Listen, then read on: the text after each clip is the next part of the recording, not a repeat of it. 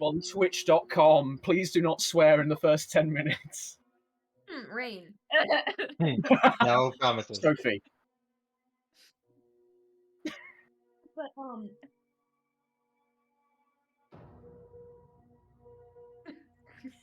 Have we? Has been actually. Yeah. Probably Also- has, to be also, fair. I heard Charisse when she did karaoke. She's so good. She sings like an angel. What you seeing? Push the bed. I don't know how. The bed. That's Oh! Yeah. Yep. Fat. Sophie, all short. What? Yeah. Nothing. What else is new? Also.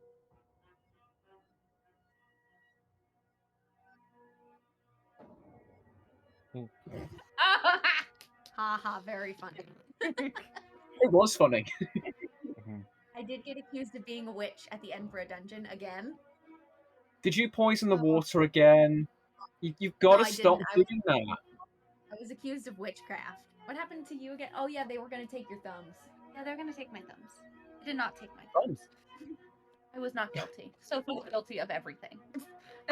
Yeah, that's I right. was accused of witchcraft. I was put on trial for witchcraft. What else happened? Oh yeah, the cannibal wanted my skull for her collection. There was one other thing that happened. What was it? You got taken for the plague. I did get taken for the plague. It's a busy weekend in Edinburgh then. An eventful morning. And that was just this morning. That was all in one morning.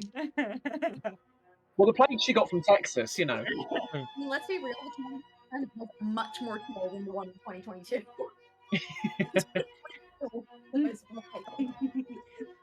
2022 cannibal was wild. That guy scared me a little bit. I think that was the purpose. Yeah, well, yes, but He was the one with got character. on a stool up away from everybody else and got this close to my face.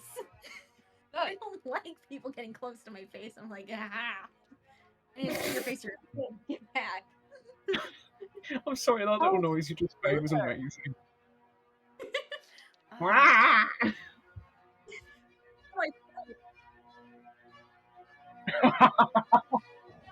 Fucking picks up the across the room.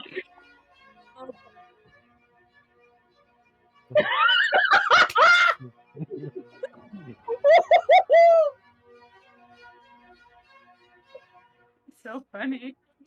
She does have, you know, in Jurassic Park, where the rats just have that call.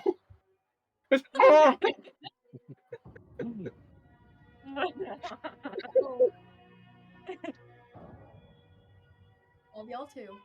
Wholeheartedly.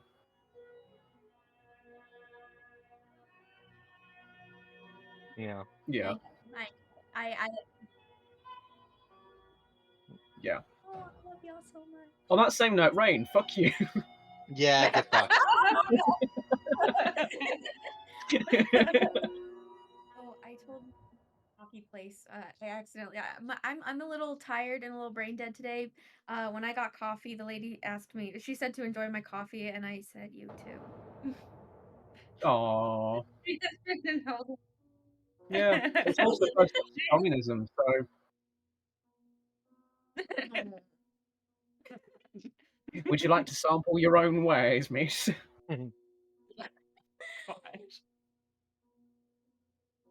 Oh gosh.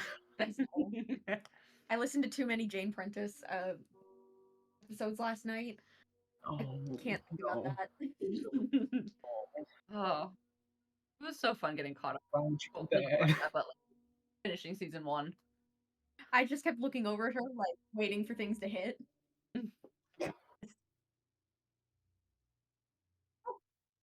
Oh, you're getting a phone call. Hello? Okay, it's not recap time. Yes. Let's fucking go straight into it. Thank you. Oh wait, oh no. I hope you all have fun. I'm going to go grab pizza. Do you want me to grab it so that you can do the recap? Oh yeah. Yeah. I'm gonna need someone else to help though. I wasn't there for all of it. Well, we all are on that one. Right back. I'll get the pizza. No, send her down by herself. too. God damn.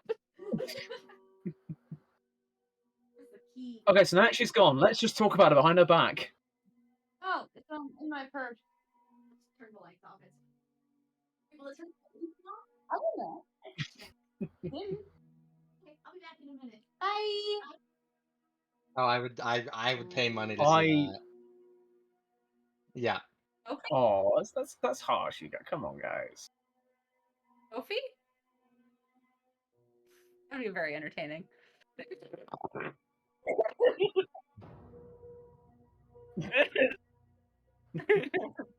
Not about you. Oh, the lights turned off now. Uh, no, I did not start out the night intending to get tipsy. That was not how I started. Welcome to adulthood.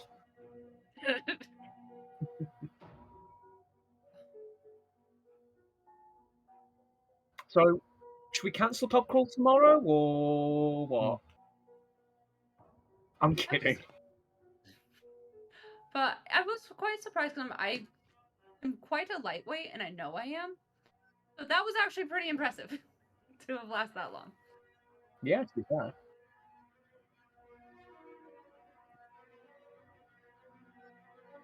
So,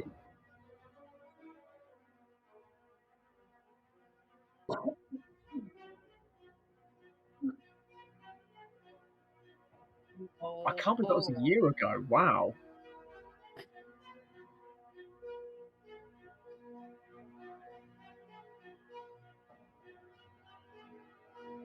Okay.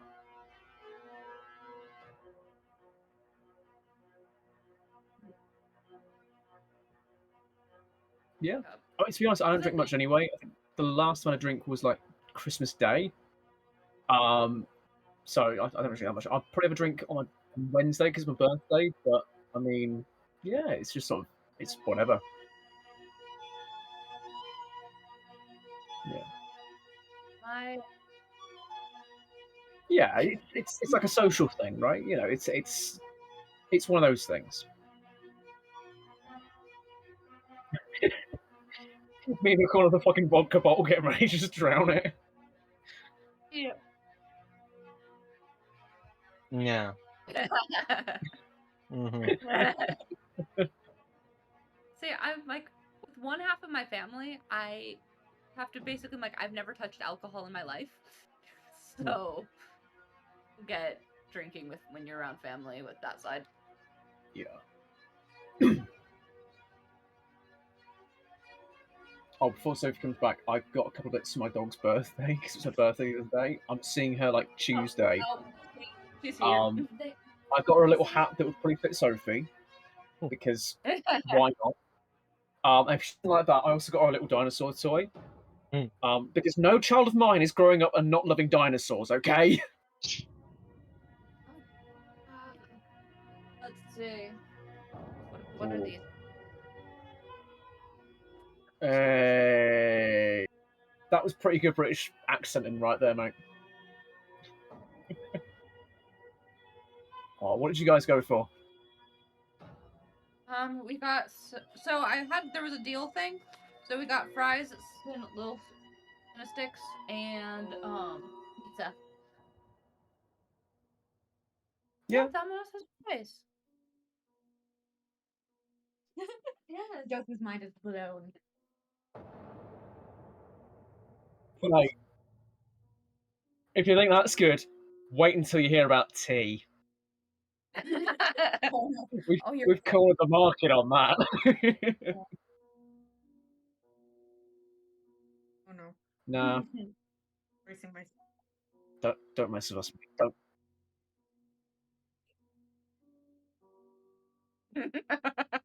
Sorry, can really I got dox in you? there. Let me just see if I can.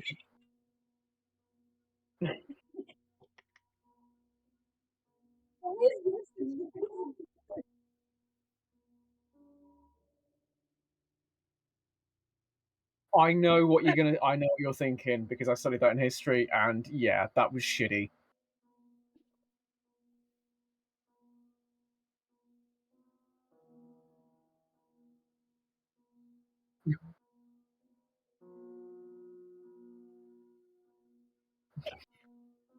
Do you guys want to do something funny? We both ordered soda, and I don't know how this happened. This is Charisse. I ordered a Fanta. What I didn't order was all the Fanta in England. Stomach is cold. That's amazing. That is amazing. My stomach can like functionally hold. I don't know how that happened. Can I just ask, have you got a glass? Place. I order. Did I click a different size on Did- accident? Flippin' no. Please tell me you haven't got a glass and you just have to chug it. I think we I didn't did have order a glasses. different size We on might just accident. chug it for fun. Oops. Do it. Do it. Do it for the scream. You hit the size? I must have hit the size button wrong when I was trying to figure it out. No, You you got hit. That's like a liter. I did with click. What it was listed, and Fanta was the only thing listed. No sizes. You're laughing so hard, you're crying. Okay. It's got running off of 4 hours of sleep and a travel day. We're fine. We got this. We got the mother of sodas here. That is. Oh no, I've slept a fuck ton. Don't worry. That makes I got sense. sleep. Not lots, but I got sleep. I got Sleep. let's see, 4 to 5 hours maybe, and then it's just traveling all day and hopping trains. So my brain's not here. This is gonna be a fun session. Let's go. There's Red Bull. So we got back to the hotel. Well, not the hotel, but I'm gonna call it a hotel. The inn? The inn. We got to the safety inn. So we finally got there, and so Kiddes went to sleep, and everyone else did not. So Kiddes went to sleep and did her little meandering because of her little dream abilities. So she meandered around and tried to explore and discovered things with string, that there were people with 2 different strings sometimes, and she became very fascinated with that. Then then everyone else talked to their Fae Queens and got various information about this place, about what to do, and about once again, the strings. The strings are very important. You will learn later why they're important. So, Sophie's character, Cedar, proceeded to get a magic apple. And then everyone had these little heartfelt moments. Leah and Cedar buried the hatchet in a very murderous way. No We one were will all not allow. Cedar thought she was gonna die. She did not. So they buried the hatchet and they were like, "Yay, we're friends!" And Leah's like, "No, we're not." And they were like, "We don't hate each other." And Leah said, "Yes, that." So then everyone else went to sleep. Kiddes woke up before everyone else and borrowed the curator's book to learn about her family's history while everyone was sleeping, because she went to bed earlier, so therefore she woke up earlier. So so she stole the book, learned about her family's history, learned that grandfather was kind of making side deals and was very much a con artist. A dick. And so then he proceeded to kind of deal with the children's soul of his family with multiple gods.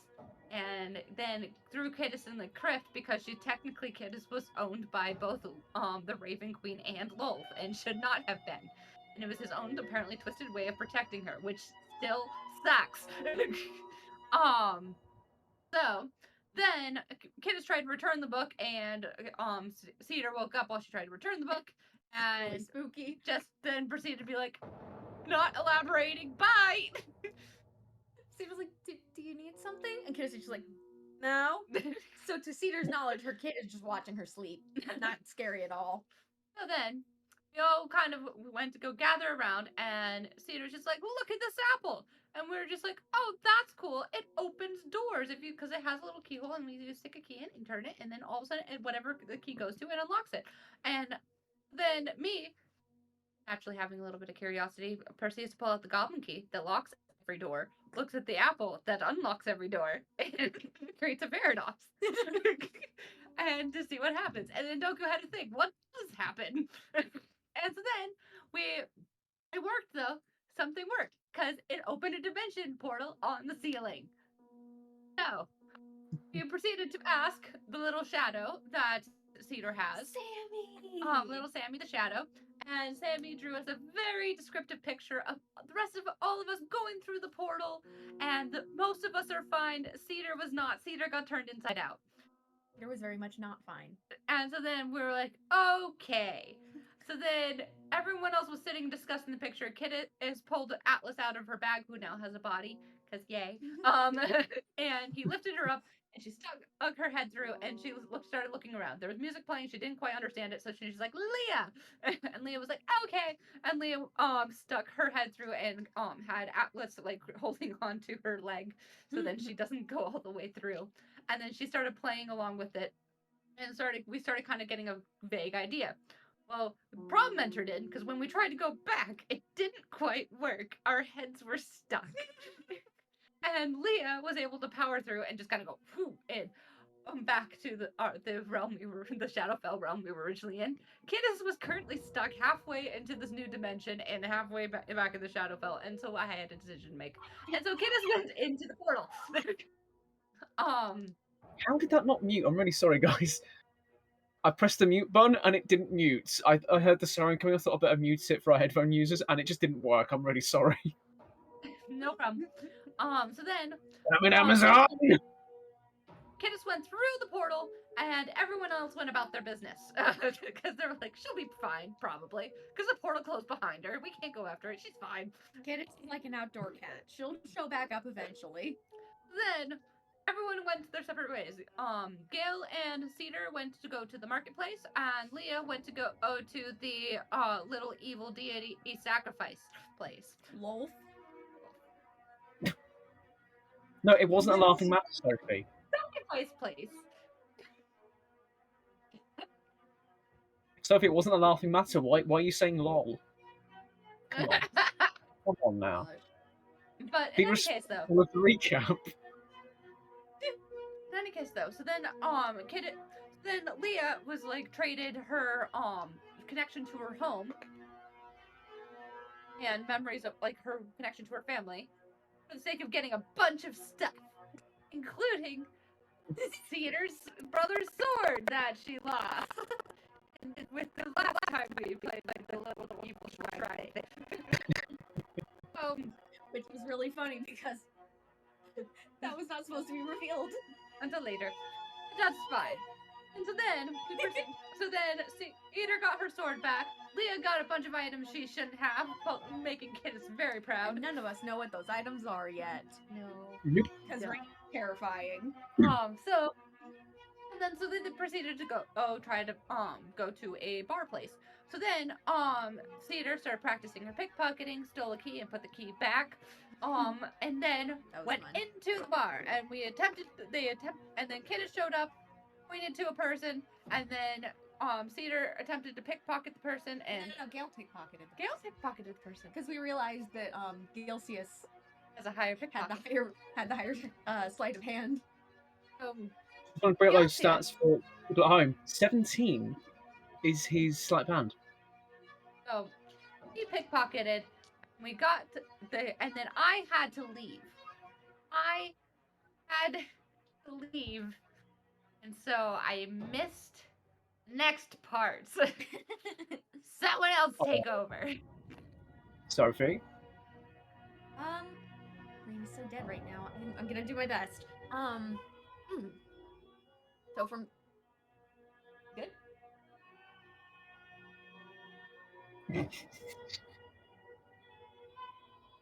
So from there. For our listeners, apparently me being instead of a meatball falling up my pizza. Picked up the meatball and put it right back in the hole in the cheese where it was. You like replaced it like a gosh dang Lego. I'm way too tired for this. Holy fuck. Oh, I love you.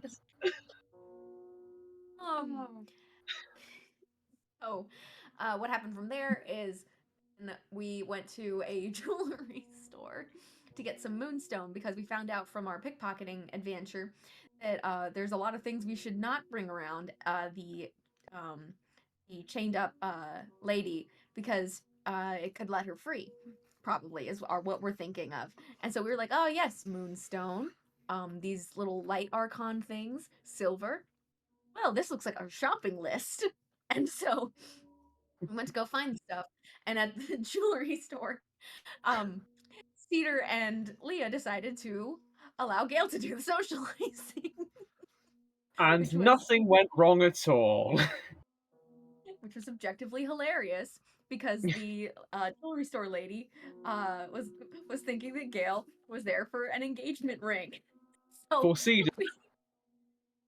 yeah, and so they were all standing there like, and Gail, it went right over his head, right over his No, head. But because Cedar he's and Leah were like, no, I want to see where this goes. Let's just leave him to deal with because it. Gale is low intelligence, high wisdom.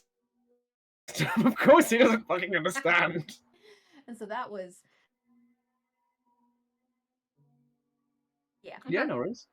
And then after we got the moonstone, Gail ended up getting Cedar a ring as just as a sweet gift, and it was white jade. No, it was jade with little white jade inclusions. I remember. And it can And then light up certain it, areas as well. and I think that was it. Am I missing anything? You guys did Gale is officially broke get the now. moonstones. Yeah, we did get the moonstones. You guys did get the moonstones. I do remember that. Yeah. And Gale is The- broke now. You guys walked out, and the person packed up their shop and left, and our guide was a little upset about Gina that. was annoyed. Gina was a little annoyed because she liked that shop. I was very glad I got to listen into like the last little bit of it. But You did too. oh. You just want to see Junior's move? Dip your fries in this. No. You okay? Yeah. She's not. I suggested that she dip her fries in this. Oh, that She is said, lit. Thank you. No, what you have to do, Shreese, is you take your pizza slice, you dip it in, and then you have it. Eh. I'm sorry. You're in England. You want to experience our culture. We have the blandest food, so we naturally dip everything in spice and dips and stuff. Here's the thing, though. I did not come here for English food. You came here for me. Mm-hmm. Well, I mean that's sweet and all. However,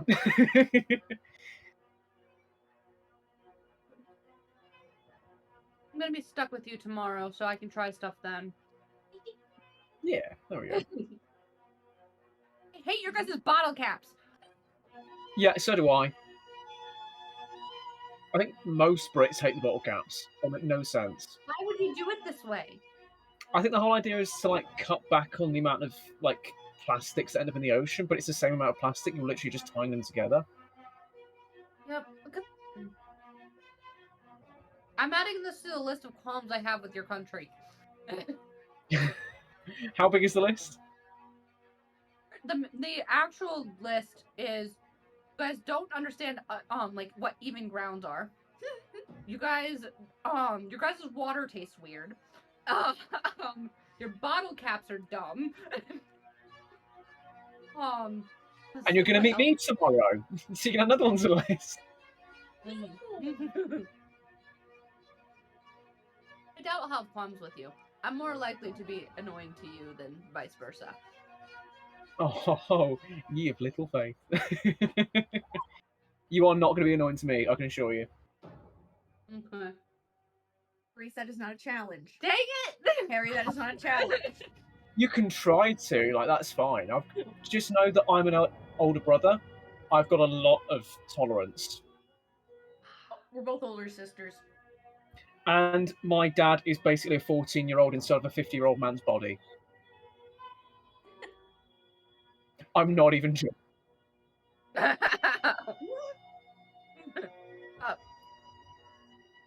Mind you, you need to retcon whatever Kiddish was up to. Well, everyone else was stuff.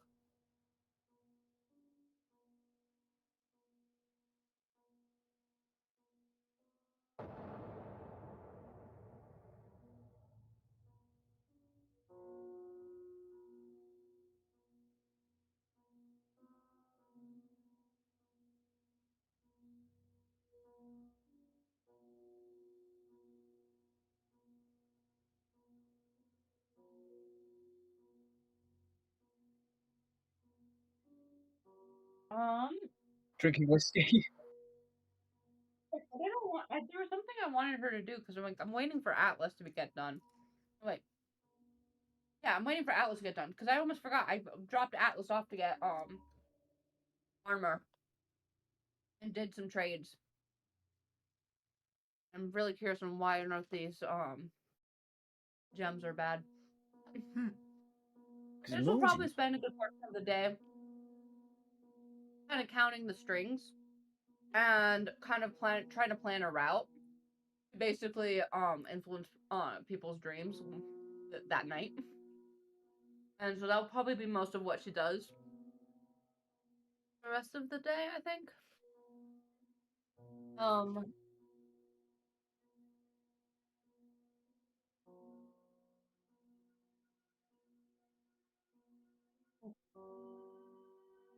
Okay, give me a sec. General investigations. I hate using the app. Okay, that is 22.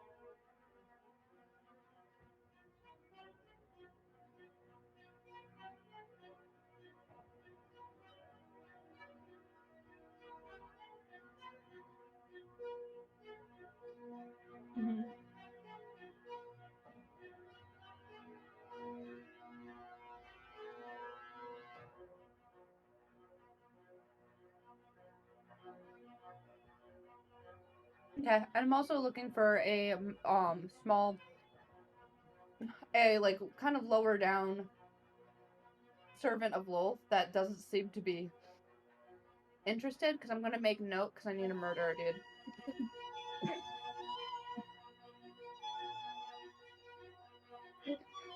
I'm not murdering Sophie. I need an elf because I need body parts.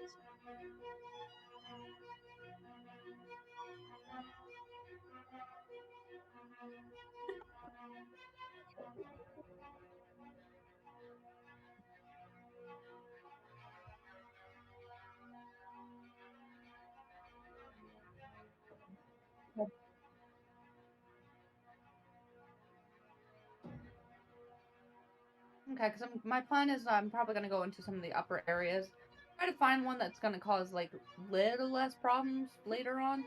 Someone just influential enough that that'll be very that I'm like you might be annoying later, and I'm going to murder him in his sleep. So. Wanted to let you know.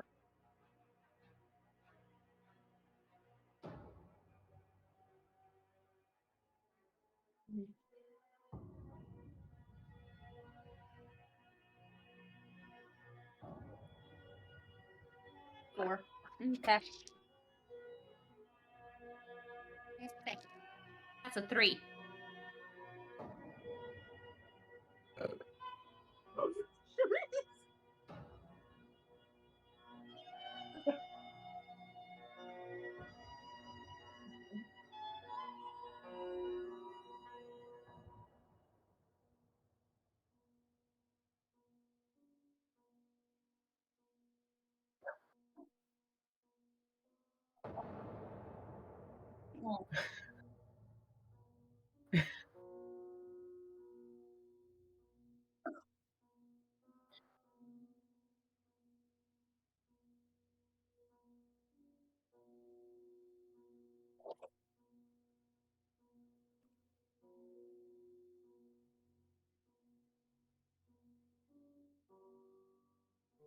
Like Sophie. No, I don't. No. I'm sorry. Just makes note of it. And is it nightfall already at this point? So Kidis proceeds to kind of find a window and teleport in.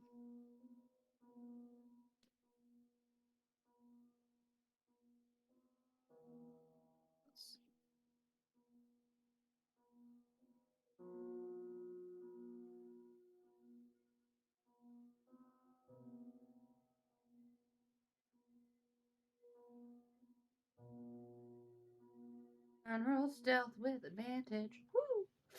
General stuff. Gets a 1. Okay.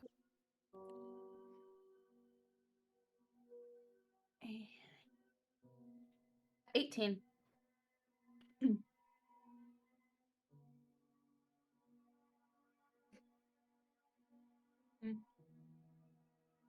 Let's test out a spell. Because I can sleep later tonight. I want to test one. Spells. See if I can take him out in one shot.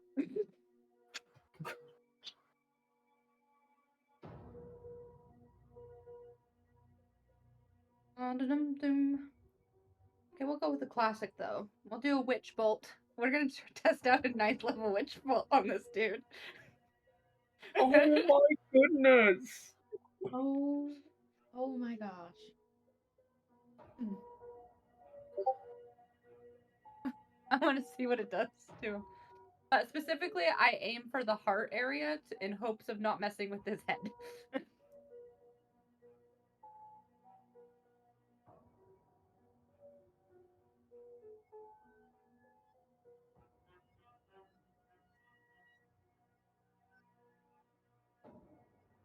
9. Mm-hmm.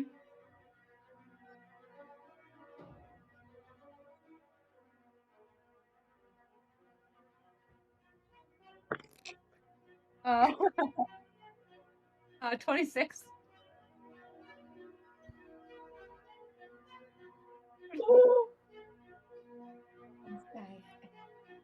And then let's see how much damage this does with the first shot.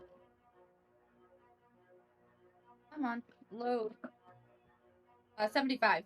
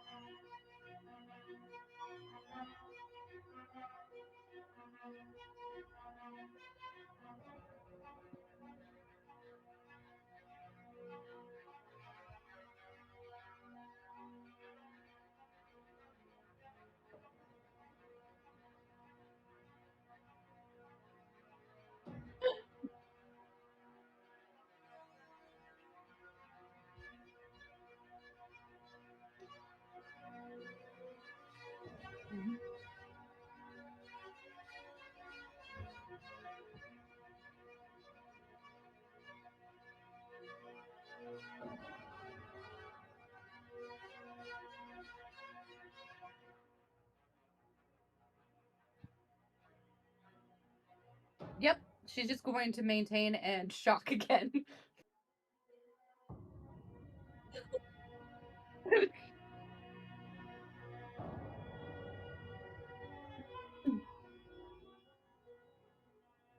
$70. Mm-hmm. 45 damage.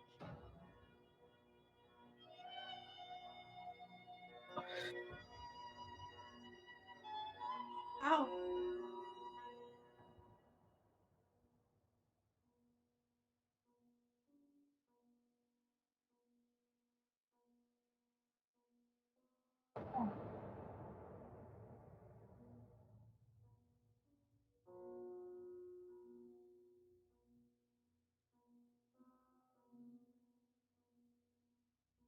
Mom's body part. Less okay.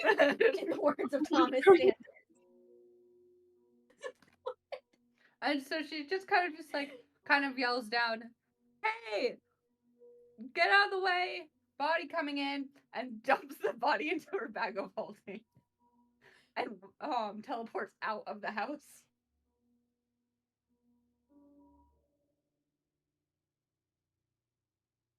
Okay. For those of you just joining the stream, Kiddis just brutally murdered someone with lightning and stuffed them into her bag. This is like 5 seconds away from turning into you from Netflix. That was a 7. She's being sneaky. She's being sneaky. Can I get advantage if I do if I use my evil action thing? Bonus. I mean, No, I got from that statue a while back.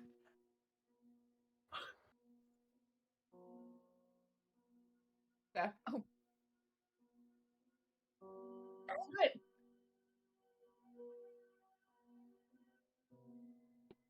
just the whole Frankenstein like soundboard. Kiddis just comes out, big pair of cymbals just clashing them. And then once she's done that, she's going to go through and then start sending basically various dreams to some of the mid, like to more of the low income and up into the mid income looking houses. She figures that she's probably not going to be able to get the high income houses on her side, but so she's going to try to do all the low and mid houses. And then once she's done, she's going to go meditate. I'm gonna go do them. God.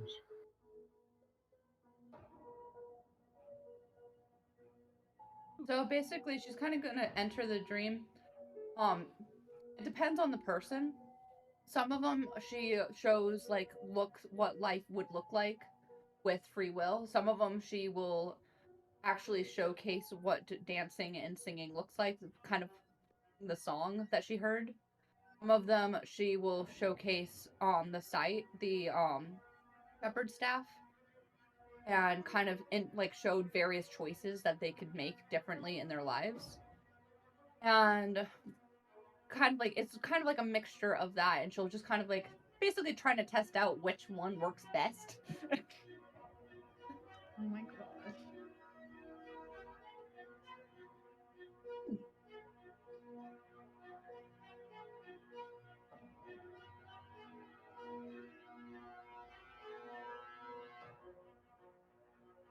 Okay, 3 religion. First one's 19. Second one is religion is 21. Third one is 11. Nice. And then a perception check. And perception is dirty 20.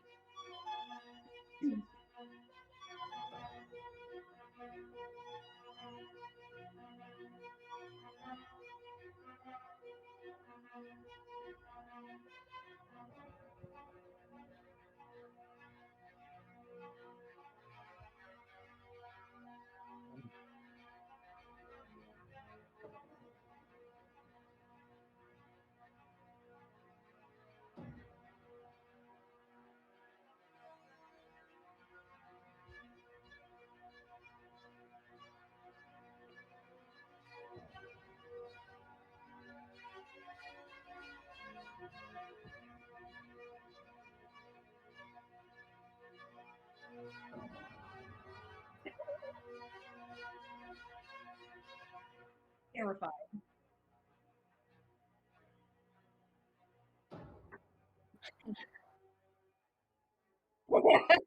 Sorry. I have this image, I'm really sorry, of Kiddis just looking through someone's window and they just like are lying awake at night and they just see this elf just gazing into their window. Hello. Dreaming again, are you, Alan? What you dreaming about? That is what I'm doing. What you dreaming about?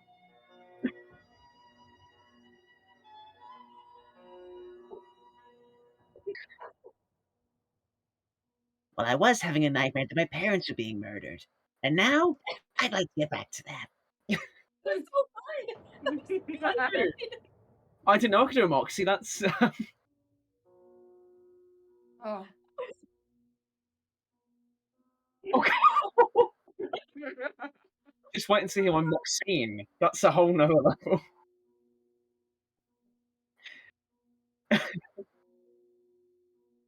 Who are you? I can't quite do this.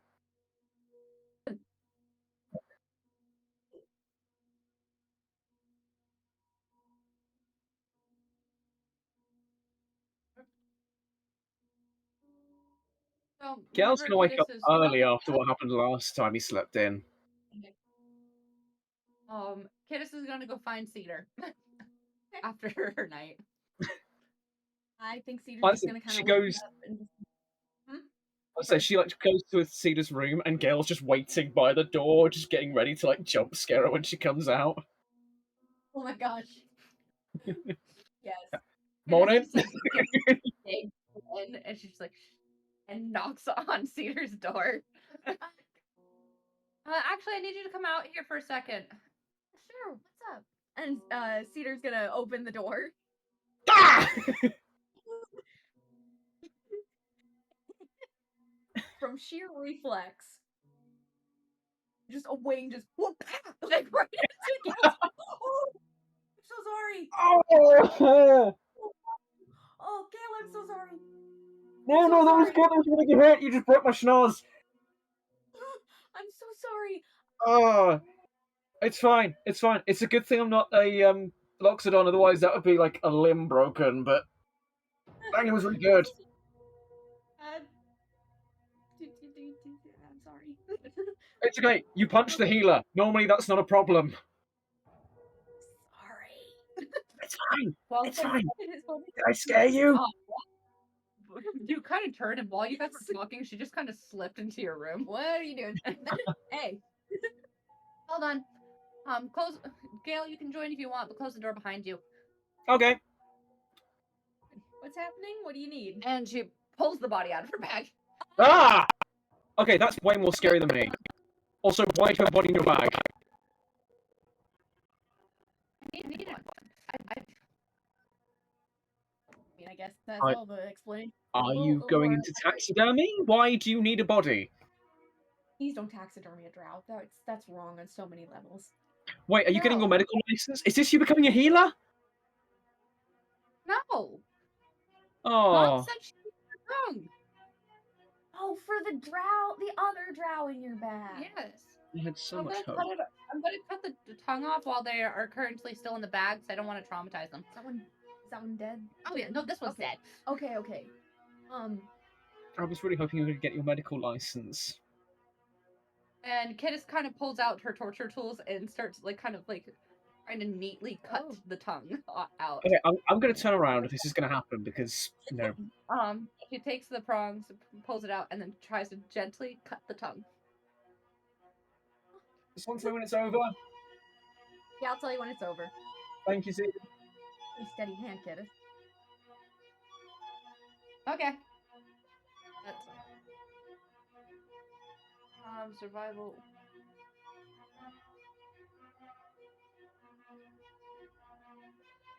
Okay. Can I give advantage? That's a 9. Oh yeah, can Gail give advantage?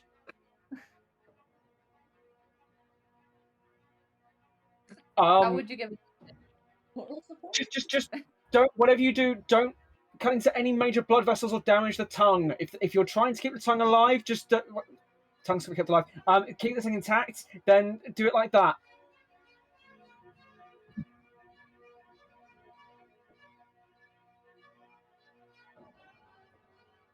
No, it's the one part of medicine that Gail doesn't like is body parts. House 23.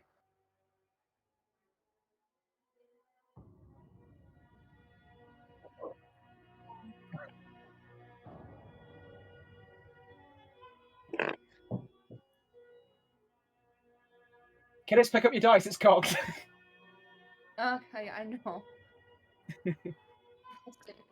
Okay, so that's +3, so 9. That's 12 total.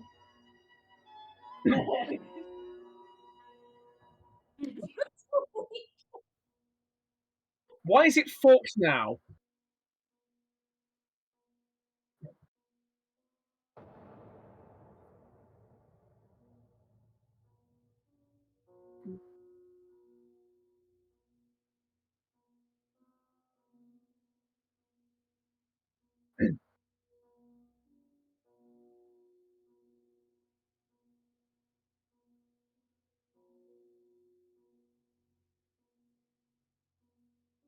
Okay.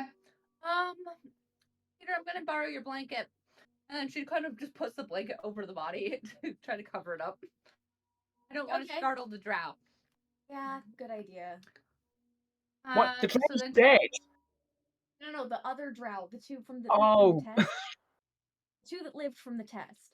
She pulls them out of her bag. Both of them? Yes. Yes. She pulls the drow from the chest out of the bag. Hello, darlings. Welcome to the stream.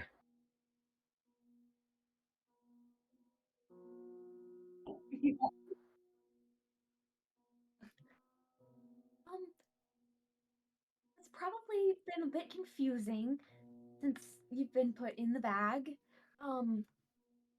You're safe. I think. We're hoping.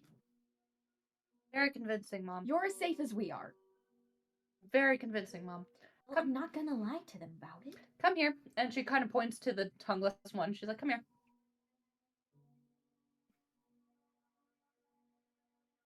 It's okay. It's okay. And sit. Would you please sit down for a second? You gotta have a bit of a better bedside manner. I'm not a healer. Well, you would have been if you got your medical license. You have a medical license? Yes! He's literally Yeah. But in any case, open your mouth. Yeah, there we go. You're gonna hold still, because I'm going to give you a new tongue. And so she just places the tongue in the mouth, and she casts mending, and stitches the tongue on.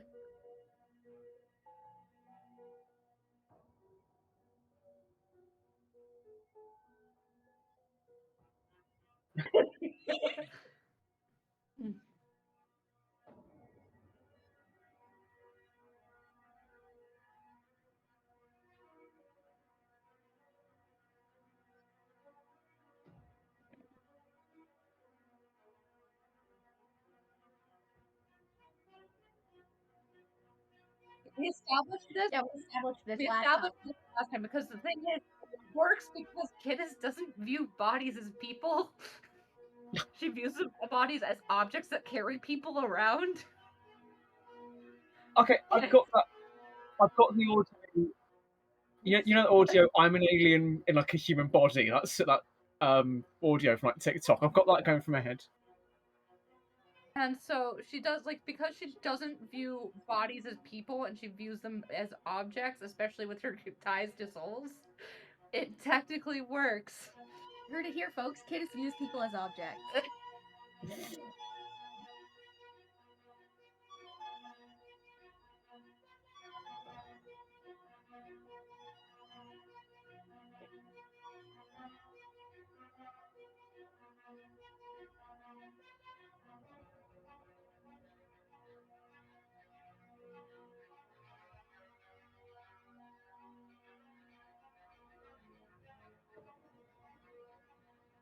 Hmm.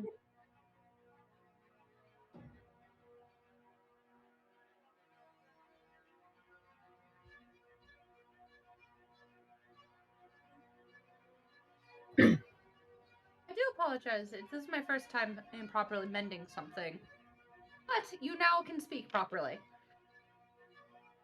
Just wanted to see what happened earlier.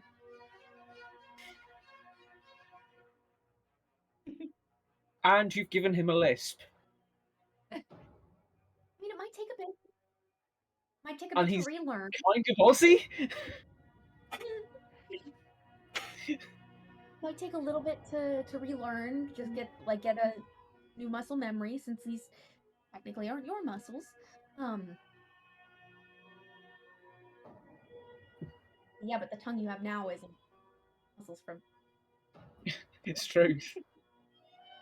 And Cedar's gonna turn to the other one. Okay. If my wager was correct, perforated eardrums heal on their own. By the way, Goku. Oh yeah. Biofact. Da-da-da-da.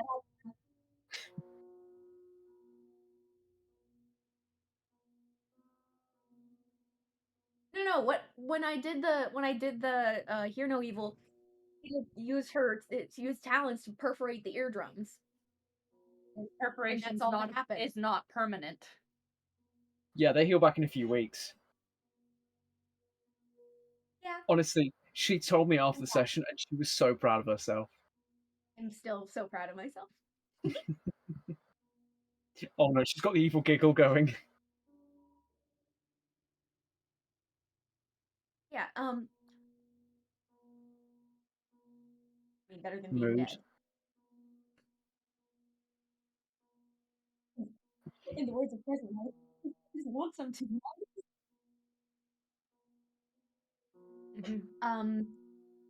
Yeah, she's gonna write it down real quickly and then hold it to him. Yeah, she wrote it down in common.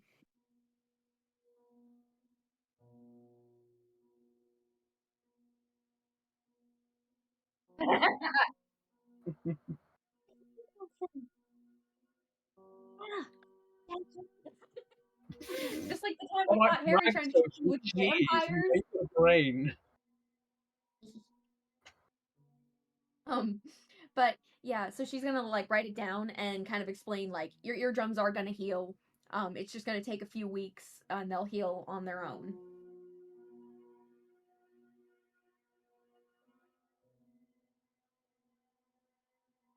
Oh, when he tears up, Cedar's gonna like she's gonna take a second, kind of think, and then just kind of like, and then kind of tries to mouth, "Do you want a hug?"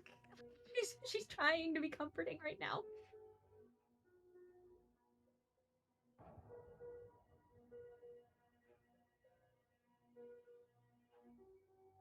Gail's gonna offer a hug instead. He's a cat man. Yeah.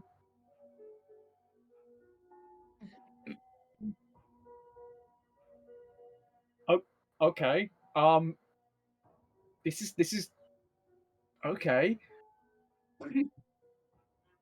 Oh, okay. I kind of like that. I kind of like that. This is really weird, but also really nice. While they're distracted, Kiddish just starts moving the body back and forth. And he's just sort of yeah, that's nice. That's yeah. Okay. Whatever gets you through. Whatever gets you through. Yeah, in the background, Kid is just putting the body, like, still wrapped in the blanket, back in her back. We're gonna bury the body. But yeah, so Cedar's gonna turn to the one that used to have no tongue. What's your name? Hi, Cletus. It's nice to meet you. Do you know his name? Pointing to the one that can't hear. Cletus and Daryl, nice to meet you both. So, I'm guessing you probably want to not get taken by Lolth's followers again. Pretty safe guess?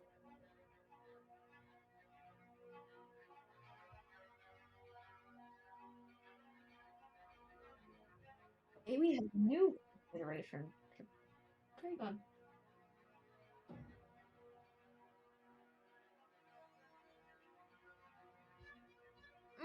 Okay, we're gonna have a talk later about toxic relationships, seeing as I have been in one. So we're just gonna have that talk later. But Kidis, can you do your free will thing? Talk to them about free will, and then I'll talk to them about options. You're good at the free will TED talk. It's a TED talk. I don't know. What's a Quick TED question. talk? You guys actually want to serve her. You feel love and appreciation from her.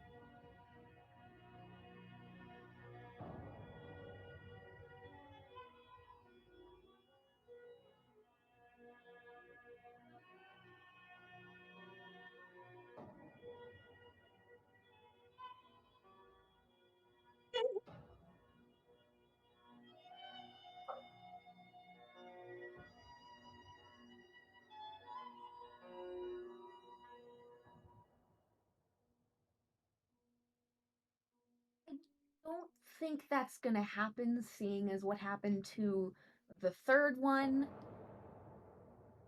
More likely than not, you are gonna keep being reused as a test. Pardon, a test rat. You were gonna be used as a test rat until you were eventually killed. Which is what happened to the third one, unfortunately.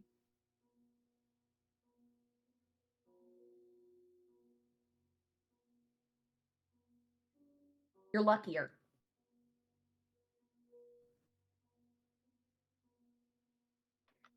For as many times as you hurt. All right. Yeah, Cedar. Yeah. Free will works No, in terms of no, they're I get choosing it. her. Yeah, I get it. I'm just trying to see if that's. Just trying to see the reason.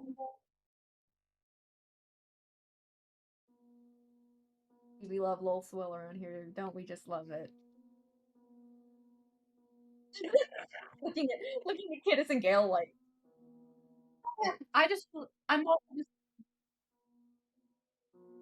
He's It's a just saying. parody? I don't even know. Cedar's just saying like, okay, sure, yeah, moving on. Like, okay, yeah.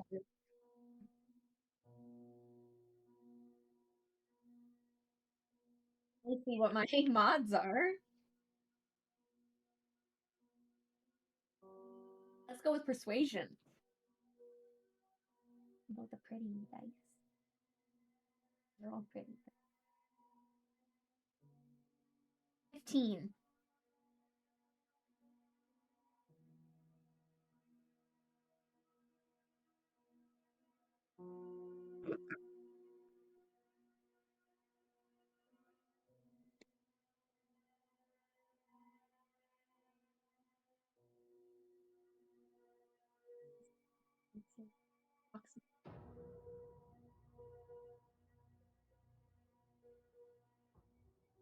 in any case, fix his tongue. Yeah. I'm heading out.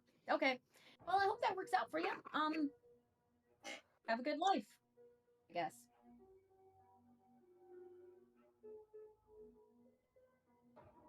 And Cedar's gonna write down on the page of paper she's using to talk to Daryl. How much of that did you get? Like,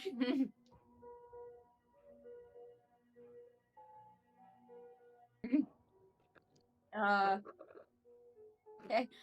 She's gonna try and repeat the whole conversation with Daryl. She's just gonna start like all of a sudden just like scribbling so fast, like writing super fast, like and then he said, and then she said, and then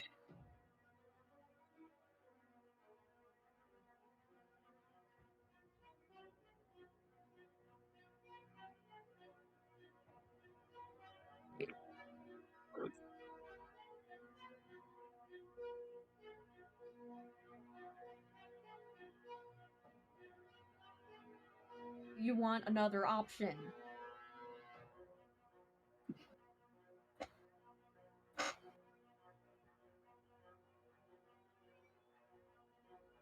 Okay.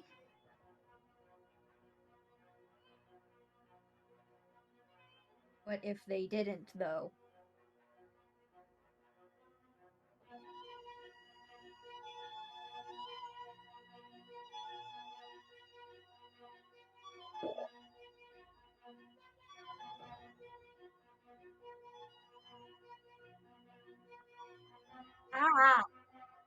Oh, Wow. dude, howling.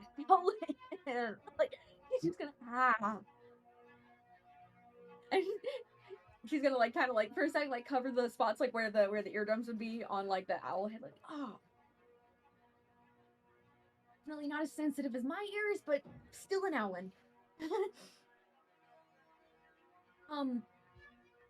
She's gonna write down, okay, maybe less voice, because that's, you're a lot louder than you think you are, buddy. No offense. Totally get it. You can't hear, but we can. And if you speak that loud, so can anybody outside the window. And that's bad. It is bad. It is bad. And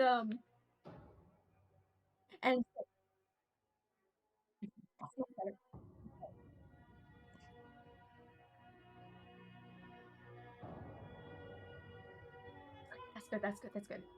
That works. And then Cedar kind of like writes down she writes down kind of how she conceptualizes if she was to become a Fae Queen. And she also writes down this is whole free will thing. Basically saying here's two options, here's two additional options for you. When the time comes. But we like you would be welcome with either of us if you so chose. Cat. Oh. Yeah.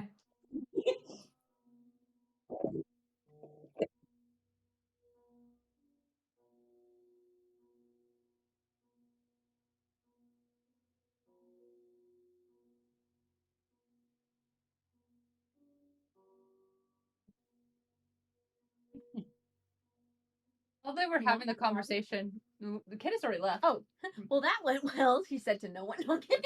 Says the I'm gal. still here. No, I'm messing around. I was like, oh, I'm just talking to the air. Genasi, hello. Not Air Genasi, cat person. Cat Genasi, hello. I think that went okay. Yeah, it went better than the other one. Yeah. I think that one's got a bit more awareness of what's going on. Yeah, First one, there's so much we can do. I do feel bad for the first one in a way. Me too, but this is right about one thing. It's their choice. Yeah, but all this talk of it being love, that's not love. Oh, absolutely not. It's an illusion of love, and I hope that he finds something real that doesn't involve a painful, agonizing death. I do too, but maybe if he doesn't I realize wanted today, you to show me.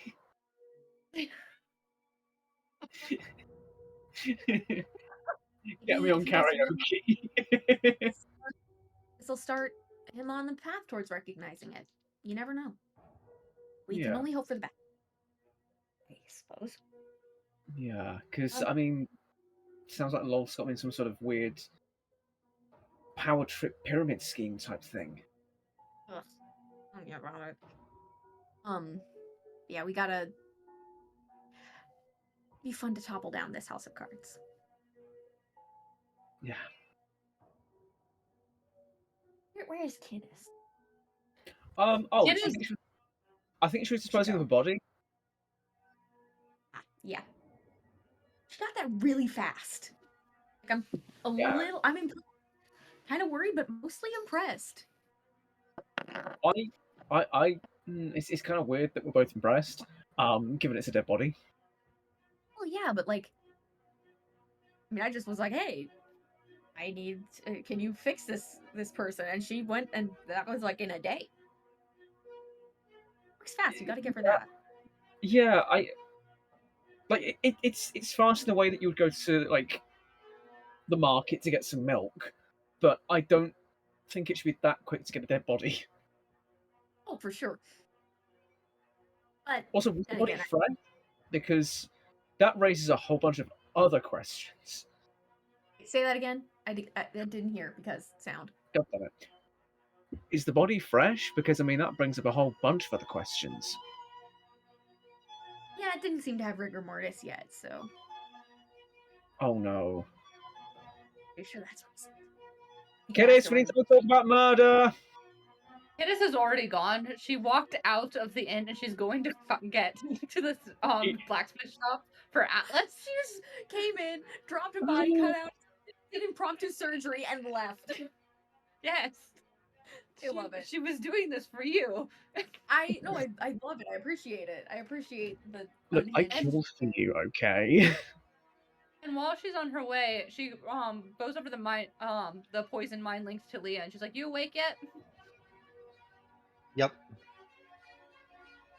So, to get you caught up with the other realm, Dream Lady has been interfering with Lulth's realm for a little while now. Not sure if we should tell Mom though, in case Lulth is listening into Mom. That sounds good. But the other strings seem to be attached to dreamers of people who hope. Not sure if we can rely. It's a very reliable though on whether or not they'll fight back.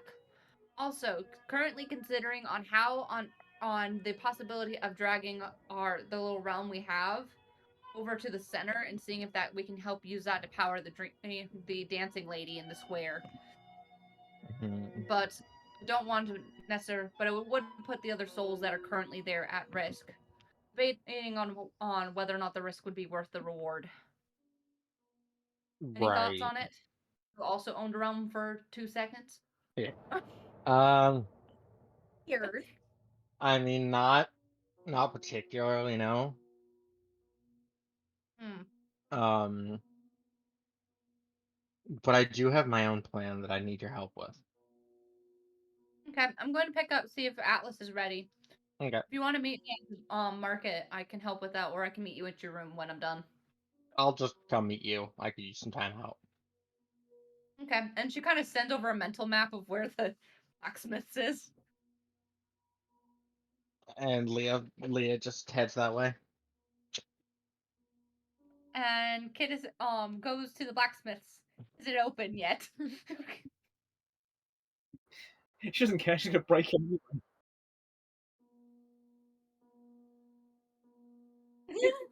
I was hoping you'd say no. Because if it was not, she would definitely have just sat outside the dude's place until he got there.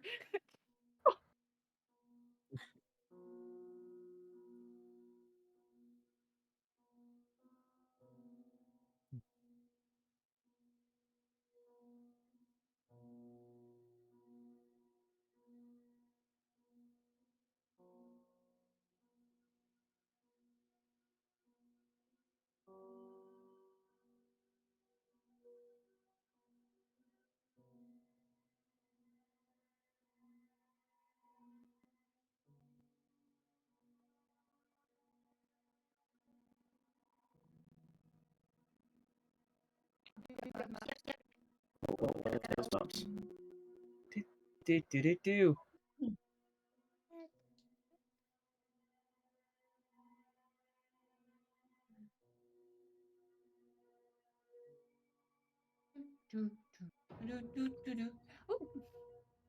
Oh, Looks so nice. He's a big boy.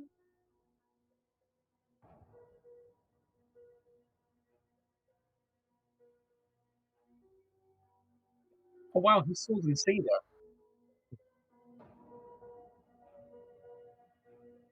Hey.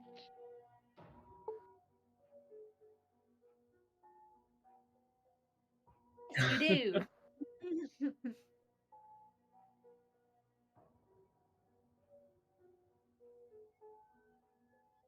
But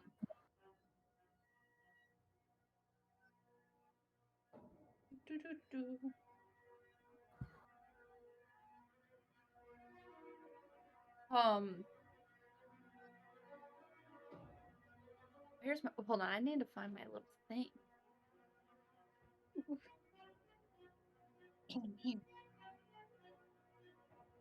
Nice. Yeah, can't wait to use this. Armor class 30.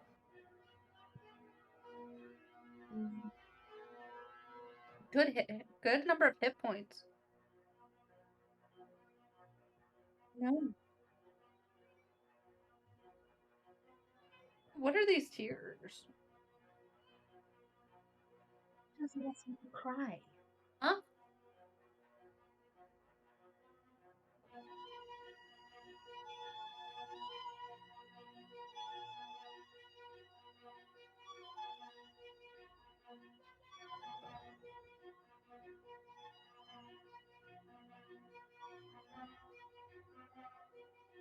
Mm.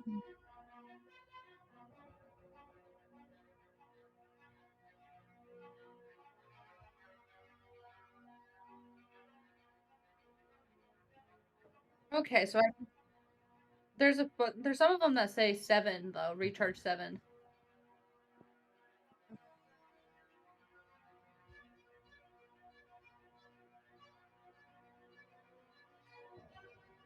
Oh.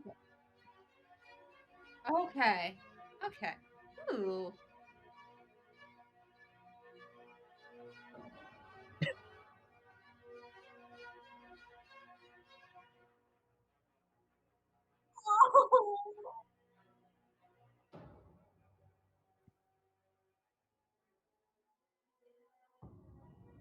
Figured.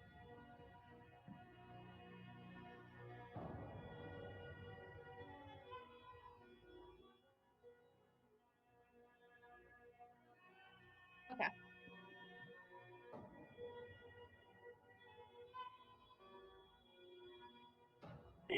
Bro.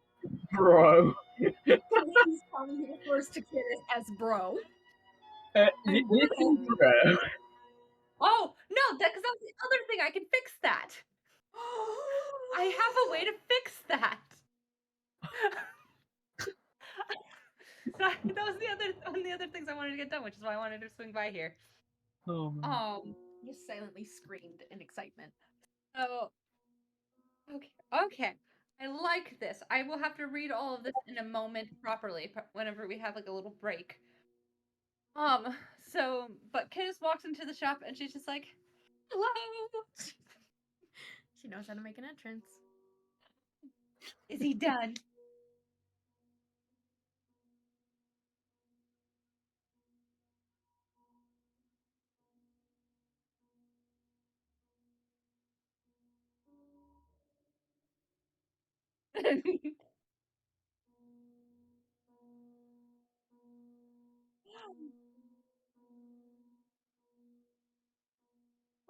Yeah, boy. Oh,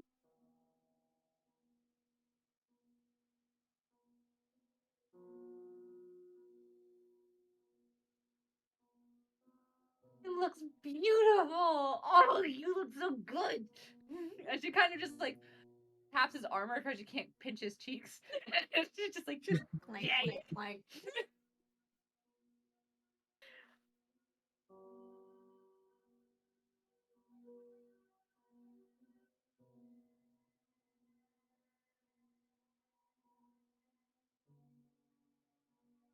Oh, you were beautiful.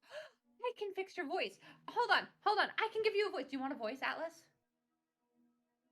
See if we can get you a voice. Do you want one? Wow. Want one?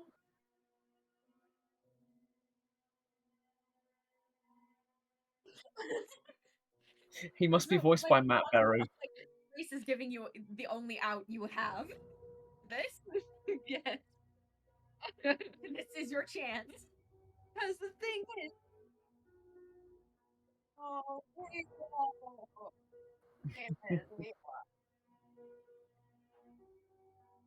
there is a viable way. Hold on. Let me see if I can find the skills thing. No, nope, not that. Not spells. Doku, can he please be voiced by Matt Berry?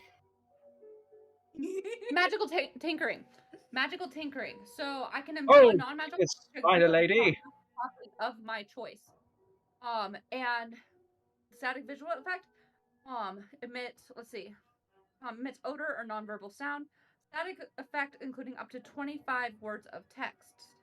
And I'm hoping to try to or up to 6-second long recorded message. My hope is to take a couple different recorded messages and make it so he can actually pick one. So he's not necessarily going to be able to say a lot, but he can at least be like yes, no, good, bad, and basically try to Goodish bad. give him a couple different things, choices of words so he can communicate.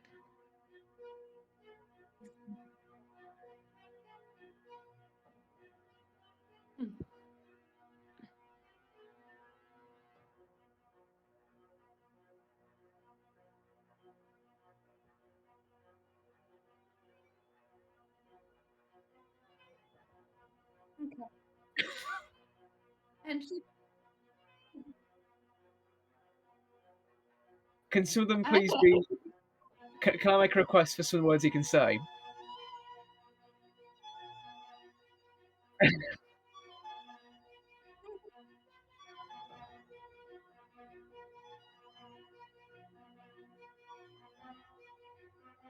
You Okay. really But one are the thing, most devious bastard in. it is kind of turns to the shopkeep. She's just like, I don't think you'd sound good with my voice. Do you want to be my voice actor for it? We'll not today.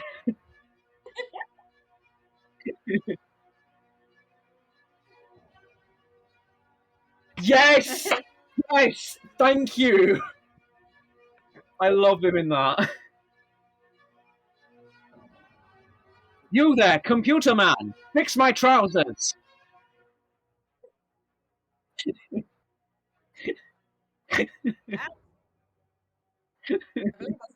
Harmonica.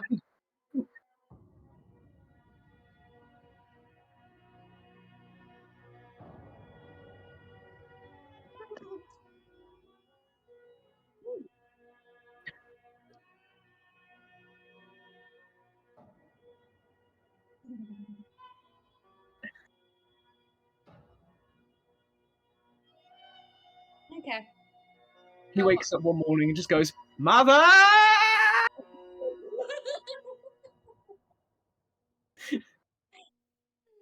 uh, oh,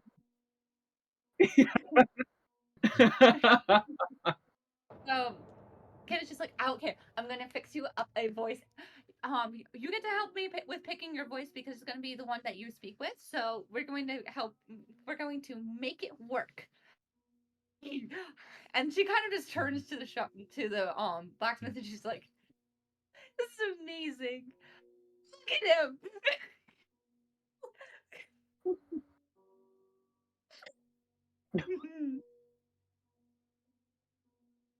Oh, you look so good. And then he's gonna be able to talk soon. What else can you? How long have you been building? This poor blacksmith. Dude is getting put to work. How long have you been building things? Making stuff? How long do culprits sleep?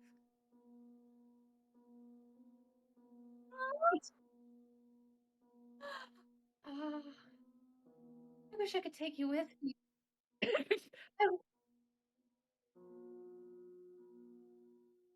Well, if whenever I finally get to leave here, if you want to pop into my little dimension bag, I will gladly take you with me as a pocket blacksmith.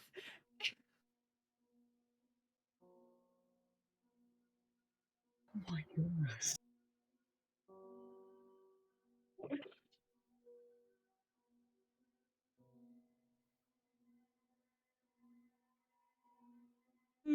Smart man. Yeah. See?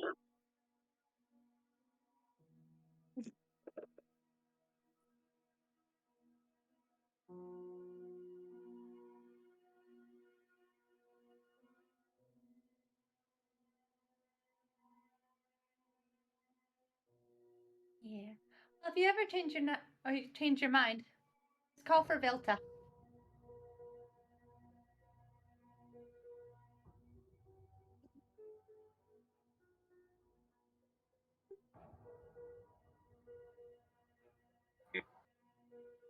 Of course. We've been traveling together for a while. Take good care of him.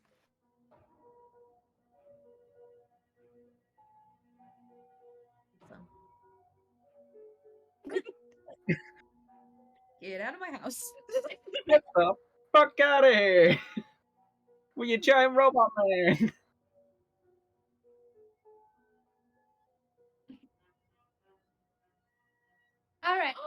girlfriend the jeweler? Lord, the Lord.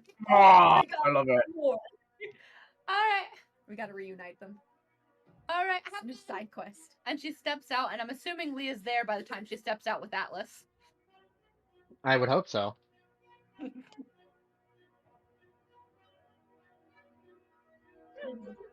Mm, Hello, what did you need help with? mm. So Leah just gets like really like genuinely excited look on her face. She goes, "Have you ever heard of the Death Giant?" No, but it sounds badass. It is. It's giants that exist down here. Want to go help me recruit some? Yeah. Hell yeah. Like heard the air as her hand shot up. How to tell your ADHD. Kiddes proceeds to follow Leah to wherever she leads, with Atlas in tow. And Leah's gonna head off and like look for basically just telltale giant signs. Use her giant knowledge, try and track down some death giants. She actually has Atlas carry her, so then she can start writing down words. Just kind of princess character who tries to write down words and kind of like shows Atlas and has him like nod yes or shake no for like which words he wants.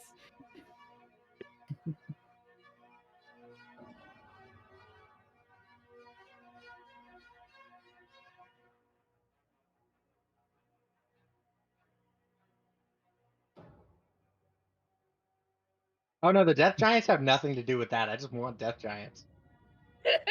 Yeah, that tracks, Yeah. honestly. Oh, here, oh man. Mhm. No, no, no. No, we don't like that. It's law, of course we want it. Exactly. Go here.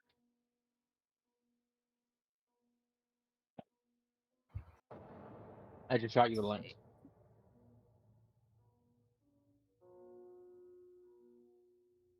I just love that she now has a giant servant that could literally princess carry her everywhere. Love that. That makes me so happy.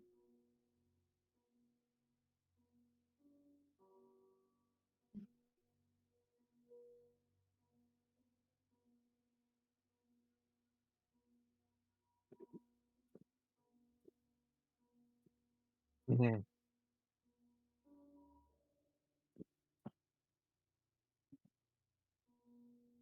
Giant can at least.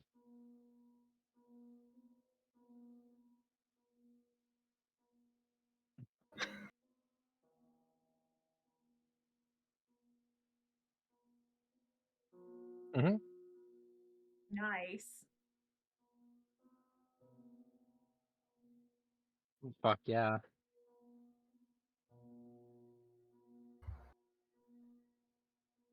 Okay, that's a natural 18. You said survival? So it's a 19.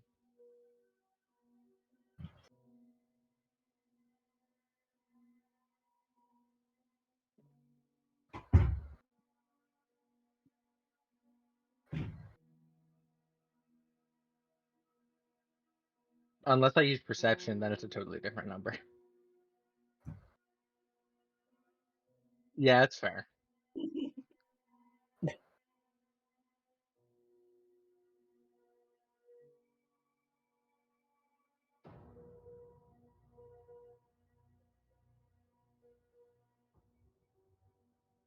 Huh.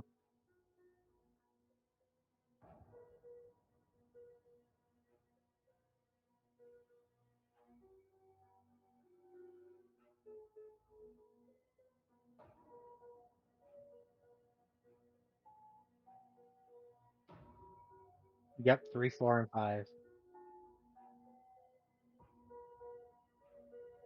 Yeah.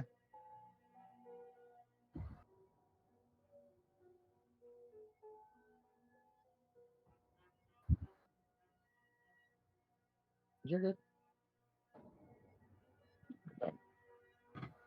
Also, for anyone watching and just found me laughing hysterically, I'm going to apologise. I was laughing hard at Bone King. Style. I, yeah.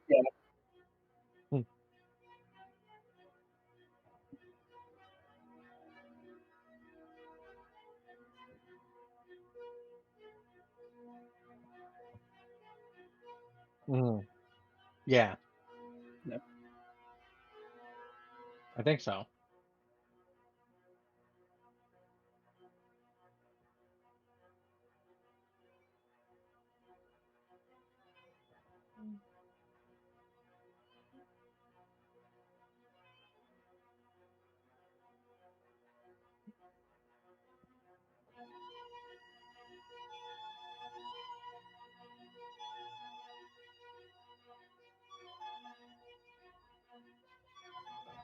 Yeah.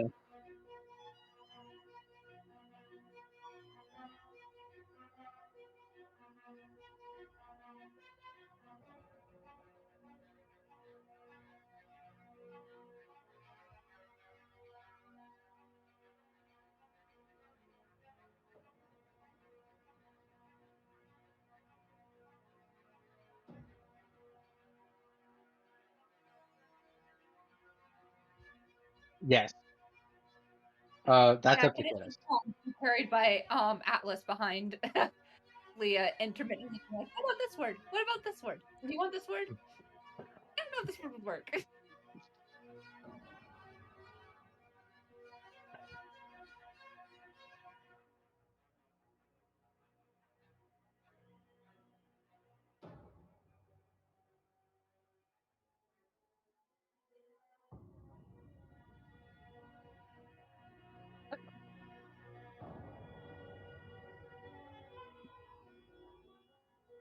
Mhm.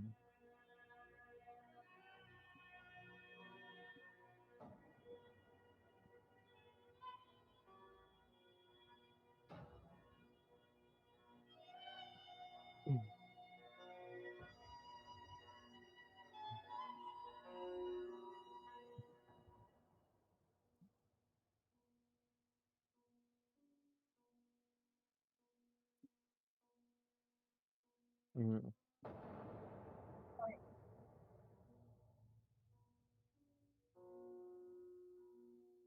Okay. To make a quick note, um, as Charisse is talking about the different like words that Atlas is able to use, I had that mental image of like when you get the dog, like you get like the dog or cat, like all those buttons with the little recorded words. Yes. No. Bitch. Yeah, that's where I was going. That's all I can hear in my head right now. I just figured other people should know that. Please be one of the lines Matt Berry saying the word bitch. We will debate depending on which words I think are actually necessary. I mean, New York City is going to be one of them. What doesn't exist here? Doesn't No. matter. No. It exists in our No. hearts. No. I want to get you a no button. That'd be hilarious. No. No. I guess Leah's gonna look around, try and see if the footprints may be leading somewhere else, if there's some kind of cloaking going on. Um, just like try and find another point to go off of.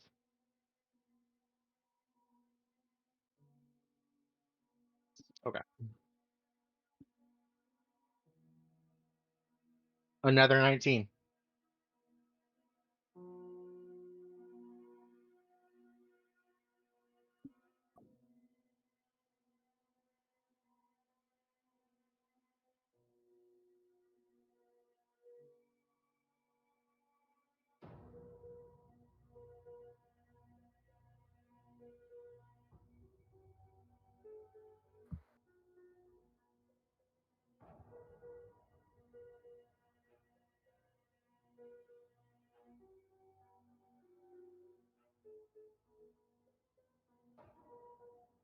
Okay. Um, Leah's gonna look down the pit. How deep? Can I tell how deep it goes?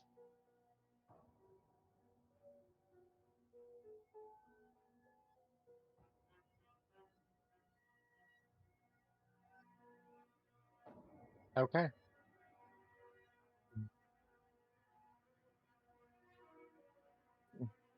Gotcha. Okay. Um, with that in mind,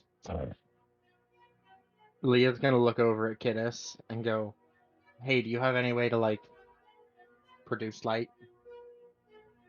1 second. I know I do have a couple different ways. What type of light are you needing?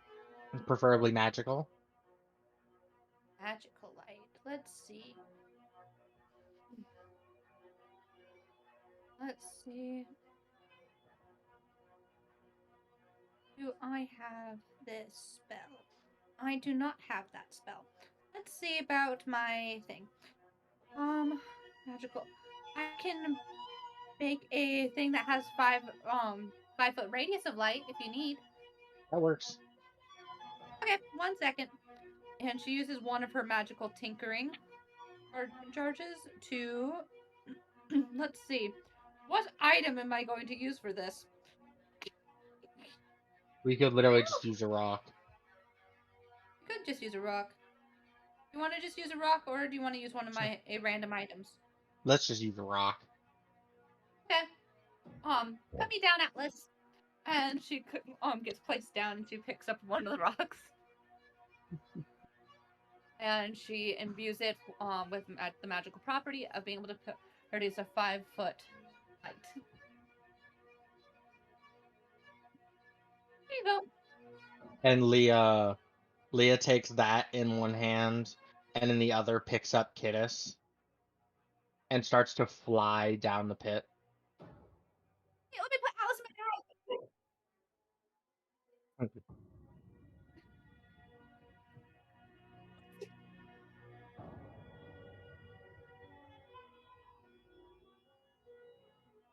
Okay.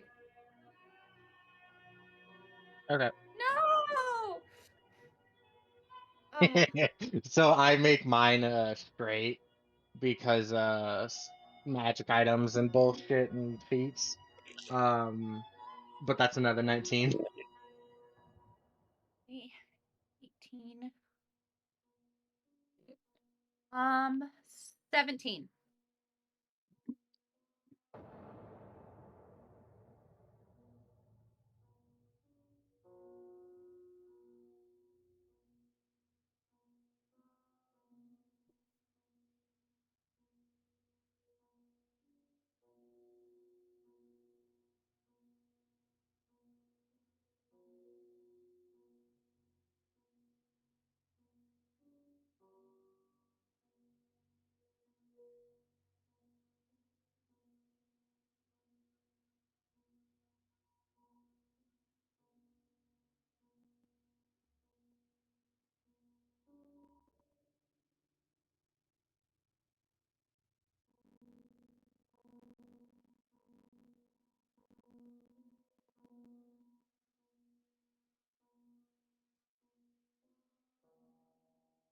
It's like a tiny.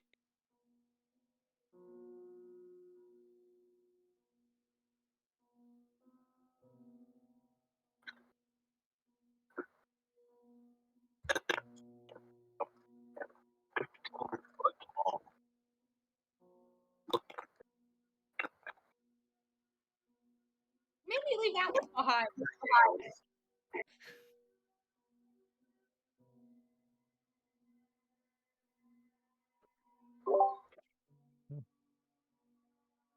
This is pouting because she had to leave Atlas behind. Well, Because you can go get him.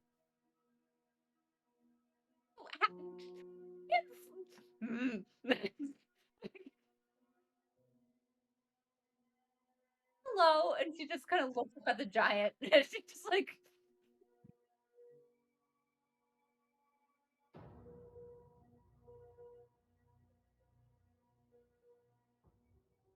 Don't do it. Leah just waves.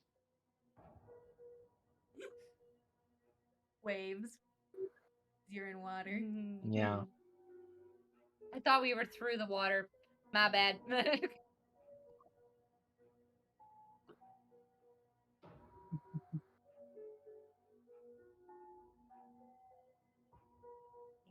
Sounds like I wake up in the morning. My alarm.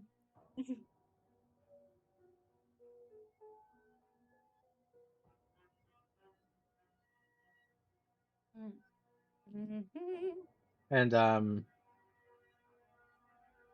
Leah's gonna point upwards as in to indicate like let's surface.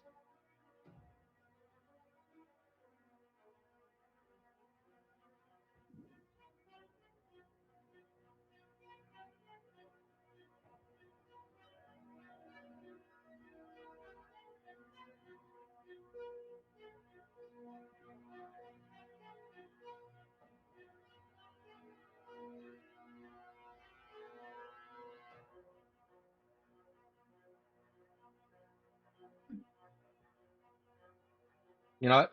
Leah's gonna go, fuck it. She takes in a deep breath.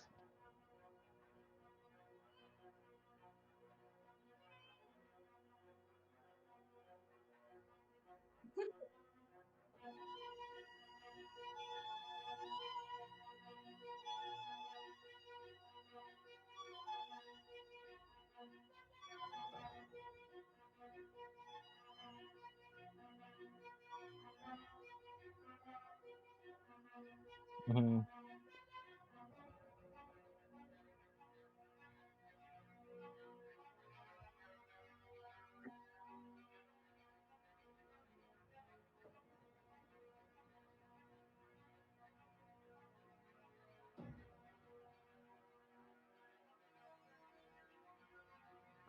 They're both the exact same.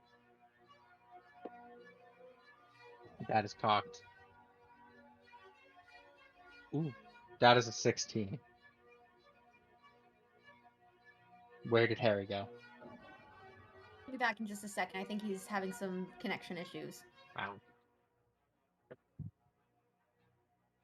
Yeah. Yeah.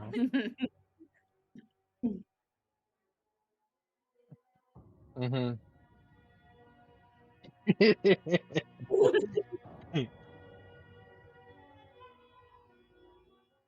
Okay.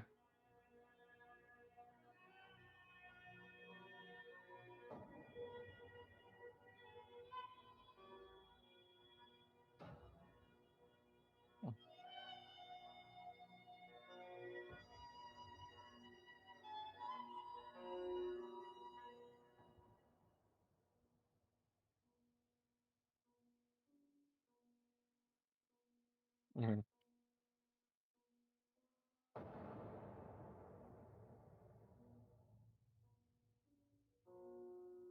Mm-hmm.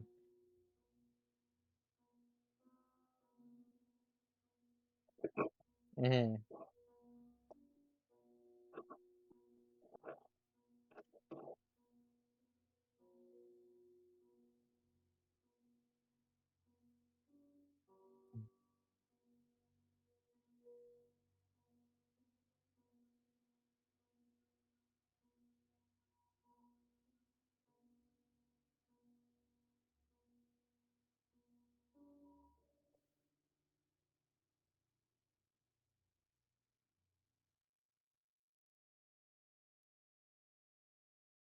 Mm-hmm.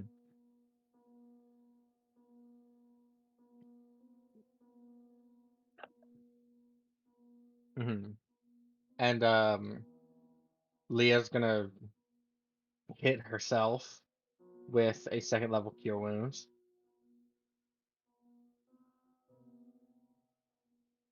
just to make up for the lost health.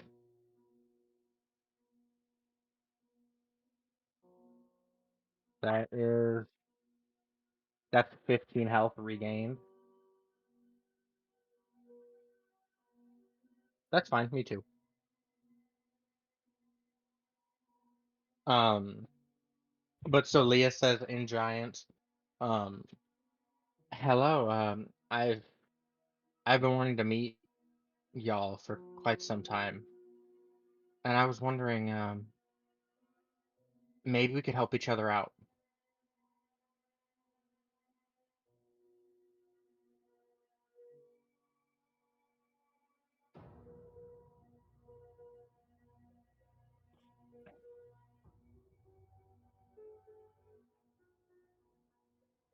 I think both of those are the same, actually. What I can offer is I have slight insights into killing a god, and what I need is a god dead.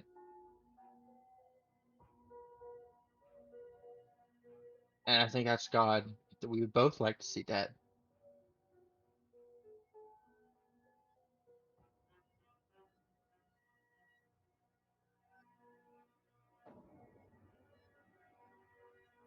Currently, not much of one. Right now, we're gathering forces, trying to gain the strength to even have a chance, frankly. But as Giant Kin myself, Come on, I work, know you. if there's anyone that can sway things, it's going to be an army of giants.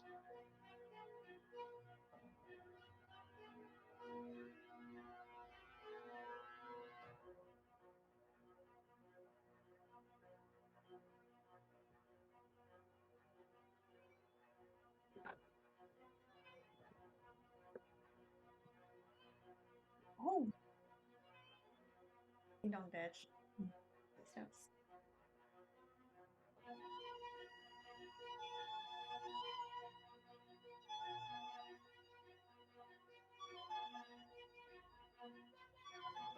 I don't intend you to.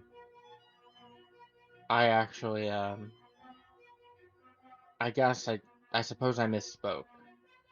I'm not so much looking to have y'all as allies in a fight, more as allies permanently.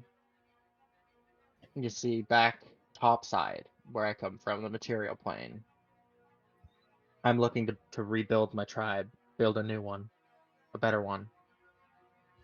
I would greatly, greatly enjoy having the Death Giants as part of that.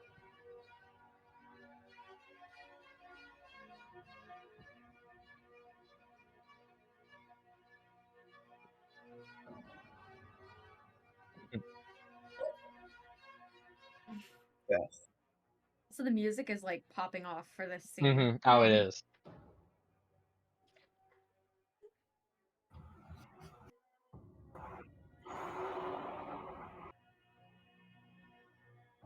A cab.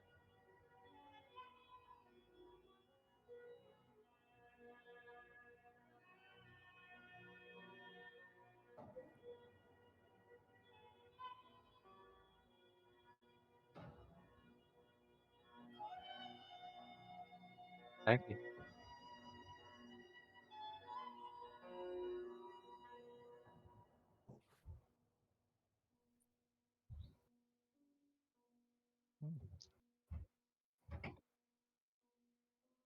Mm.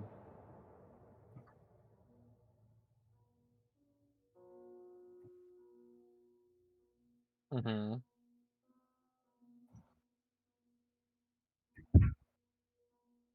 Mm. Yes, yes, yep. Gotta get my computer on. There we go. I was like, oh, is it dead?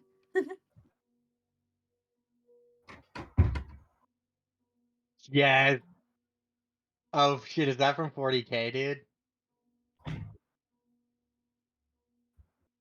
Hell what? yeah. Let me look at Go look maps. at maps. I'm trying I'm to looking. open. As soon as it loads up.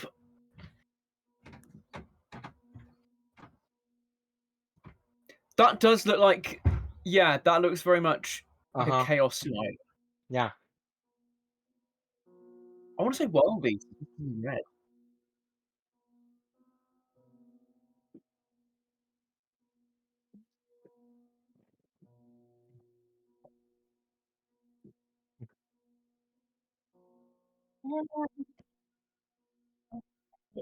Mm.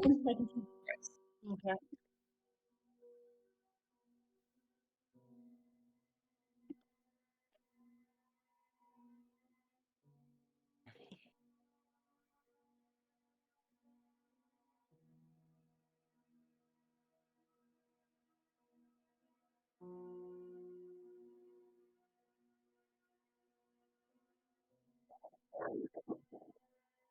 Mhm.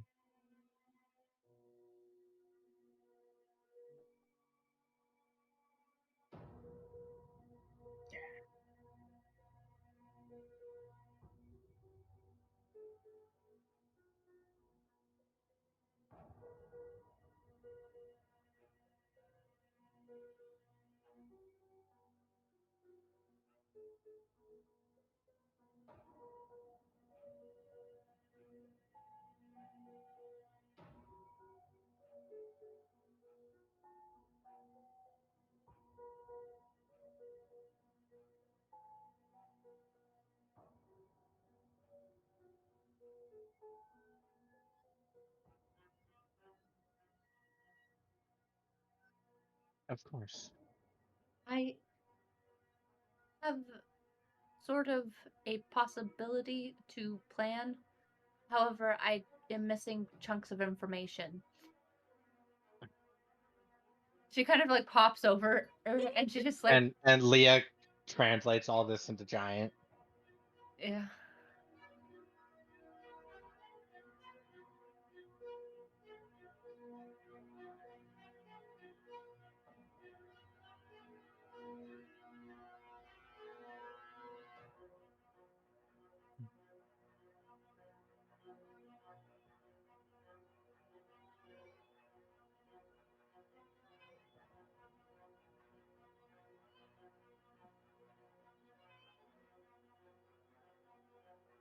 And Leah translates that back. Okay. So first, the information. So one of the considerations is that the goddess in the center, or the dancing goddess, may be able to help break some of the influence. And where my hope is to utilize a realm that I have taken over, and because I can draw it closer towards me and putting it in the center, possibly helping fuel her not to break free. However, there will be major risk to the souls involved, so I'm trying to trying to understand what the risks, how much of the risks are, and on how much of the use of that realm would be to waking her up.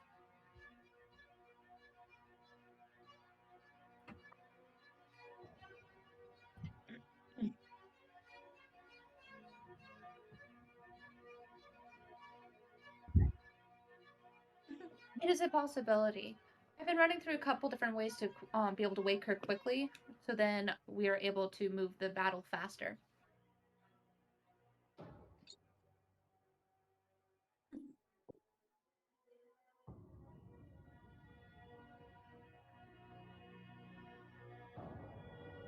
Mm.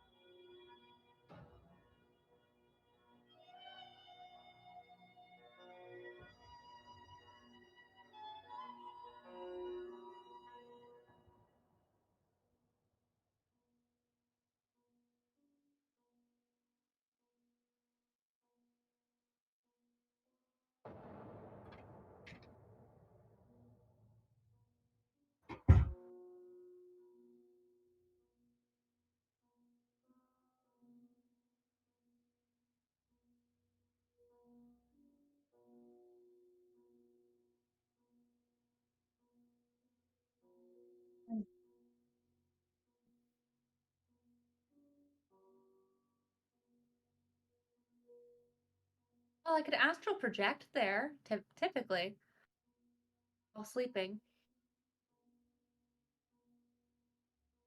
I remember I felt a deeper tie to my plane while I was astral projecting, which means if I'm able to astral project and get close enough, I can probably perform the ritual to move it towards me without with at least a lower chance of getting detected, especially if we have any distractions involved.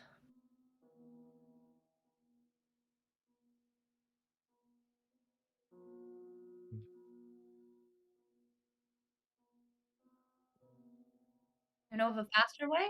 Because that's the only way I can think of. You got any suggestions?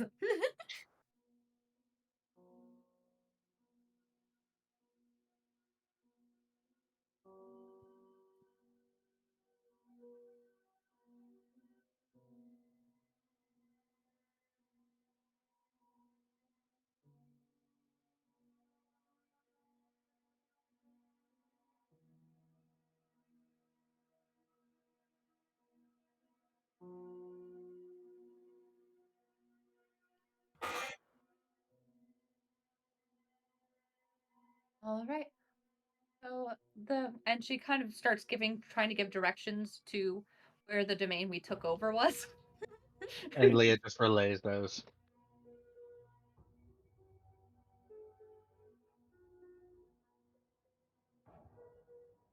Unless you want me to take over this area, but I don't know if the Raven Queen would like that.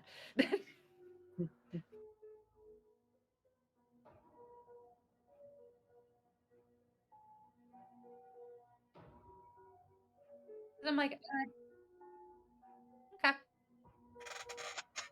You know what? It's a light. Technically, yeah, I was gonna say, can I roll it? Because I'm the one purveying it.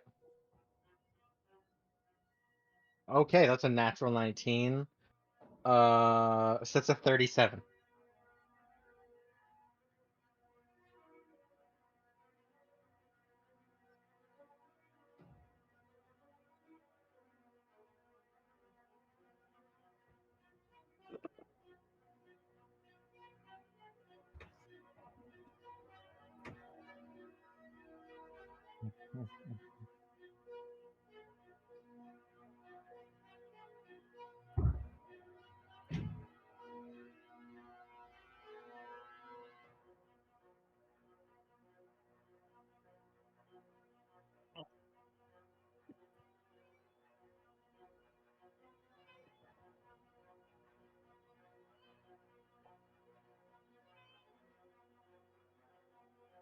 Nice. Awesome. So she uses this as an opportunity to practice the ritual to draw the domain over to her, so she can know. She can get more familiar with the feeling of it moving.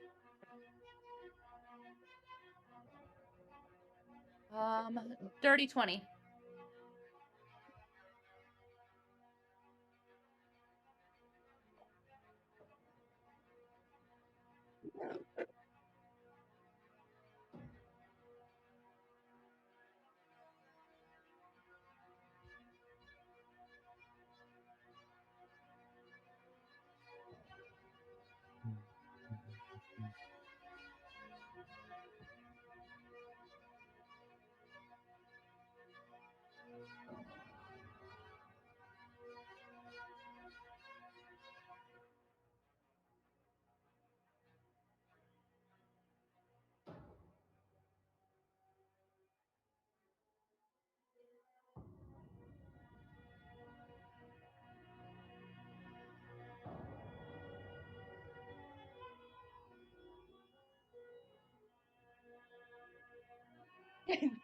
Look Dude, out! The little what are they? the fellas, in it, bro. Shades? Are they shades? Little hungry boys. And the lonely ones. The lonely, the hungry, and a couple angry ones. Oh my gosh, we can see Celia again! Yes! Oh yay! I love Celia.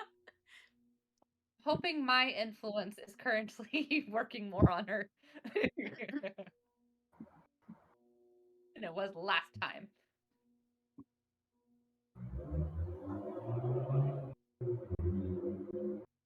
Oh,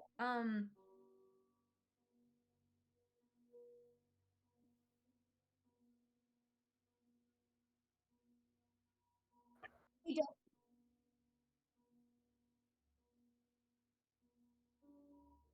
Thank you. Apparently you're muted on the stream. My cousin says so.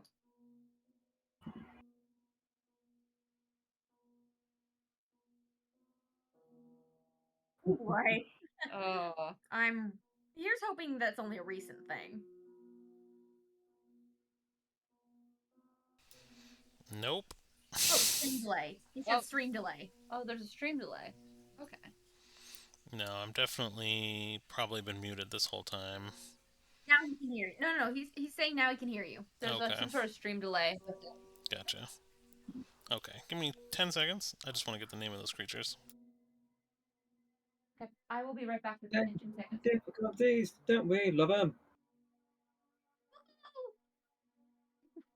I think we need to have like a technical difficulties song at some point, just so. Alright. Yes. Oh my gosh. He was muted, but because of the delay, but he is good now. This is our technical difficulty song. Give me 1 second. Whoa. Friends.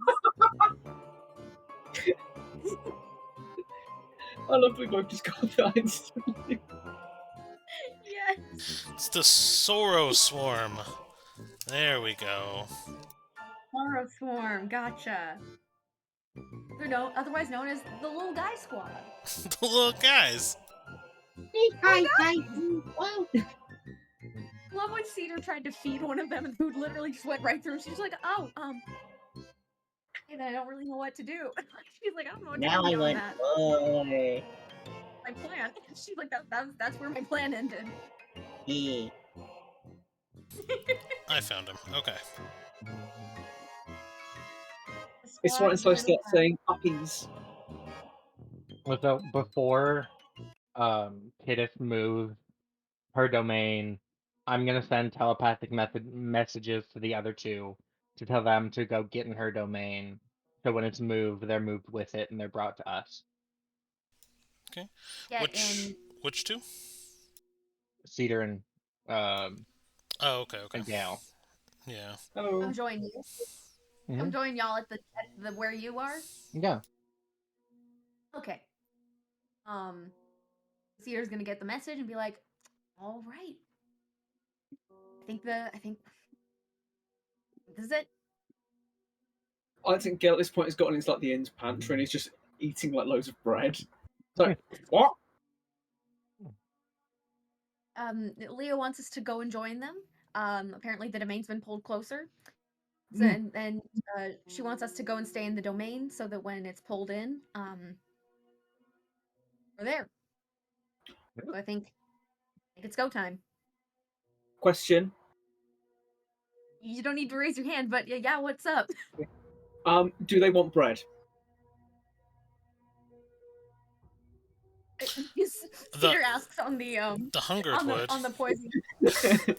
Always yes. Cedar on the poison mind link goes, Gale wants to know if you want him to bring bread. Always yes.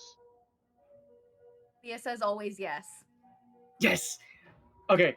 Gail's gonna try and sort of grab as much bread as he can from the pantry. We don't know how long we're gonna be. We need supplies. It's a pile of breads. So are you gonna just steal a bunch of stuff? Like the free breakfast is out, and you're just like piling all of the free breakfast into a bag. But it's just bread. So, the Continental just gets cleared out in the morning. Do I need to roll like a sleight of hand check for it? You know what? Let's see how much you get. Sure. All right. And I'm rolling as Gilsius, so I have the massive freaking dex bonus. That's cocked. And a stealth for me too. How about that? Okay. So stealth roll as well. Yep. I was going to say the sleight of hand is 27. Wow. I can roll the stealth check if you'd like. Sure.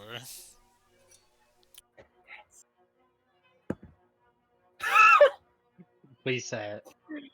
Nat 20 plus 17, 37. So you're like stealing everything, and like the front desk person at the hotel you guys are staying at like runs into the kitchen, and you literally stop moving, so statuesque that he just looks you over, and is like, Where'd all the bread gone? And then, like, takes off. Oh my As you god. were Oh, so God. stealthy, you staying perfectly still, you disappeared. I am the god of bread. Yeah, he's gonna get all the bread he can and leave. I like to think that on Gilsius's cattail there's just like a bunch of bagels just like strung on the tail. Yes. Oh my goodness, I love that idea. It's pretty Okay. great. I got the bread, Cedar. You do. I didn't get caught. I am a god. So, It's addicting, isn't it? It's so addicting. Yeah, and I can actually take bread now. Like you know I like bread, but yes, I did. this is a whole new way of getting bread. Bread, yeah. I have to try this when we get back to the overworld where there's consequences for my actions. Ooh. Maybe we do that a little slowly. Right, we start with a single ciabatta. Gotcha. Sure. And as they start making their way, Cedar's gonna kind of like make sure that like kind of call Gina and Sammy. Oh, bring Gina. Actually, wait, I'm gonna be like, hey Gina, can you please guard the hotel room? as a DM, that is a much better choice. Yeah.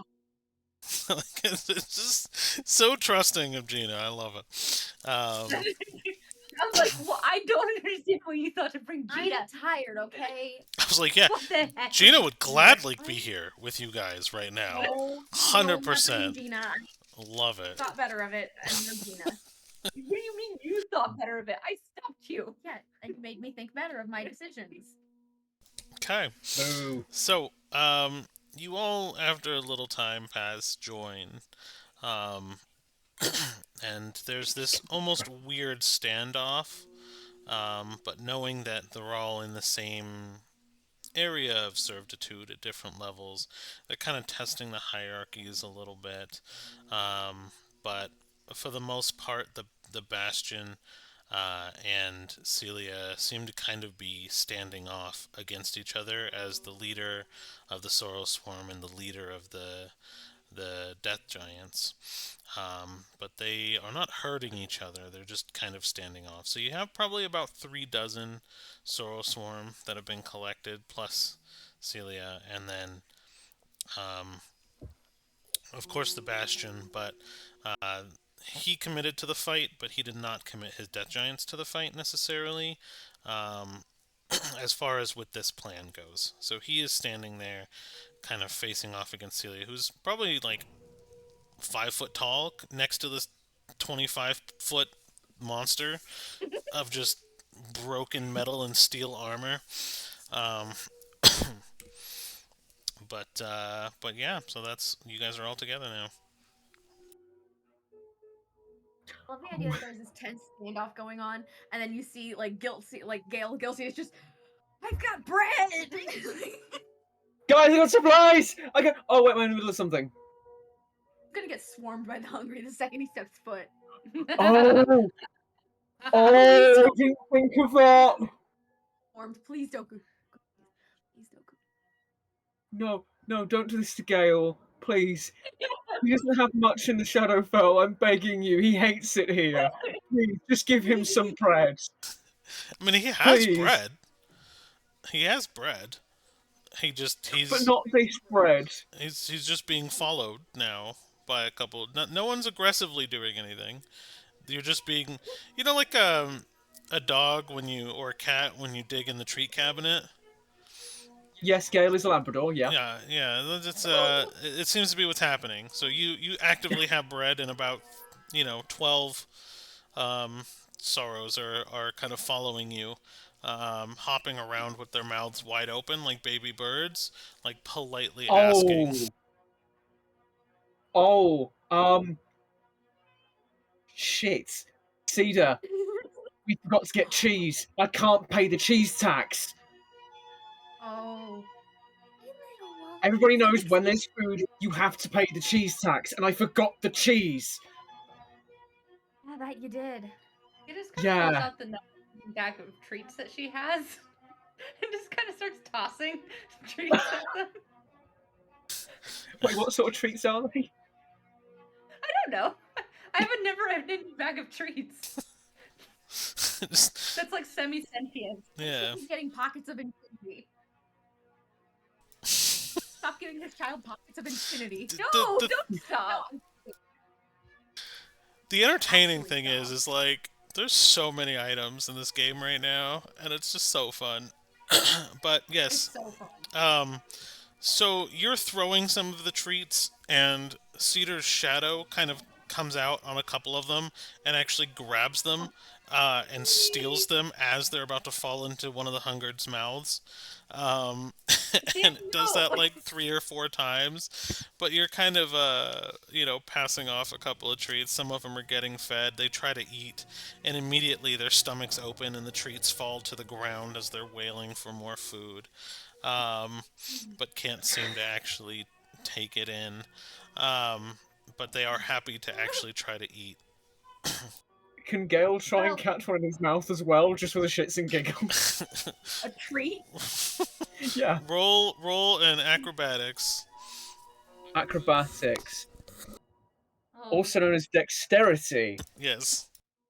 Kittis makes a note that she's going to try to build them a body that can eat. I rolled a 17. Alright, well, yeah.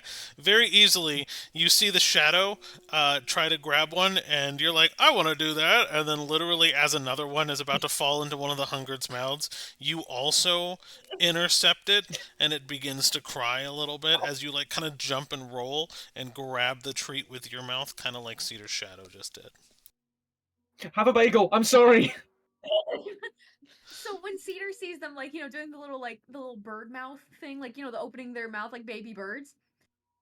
You know how Cedar has a very maternal instinct in her soul, because that's why we have that.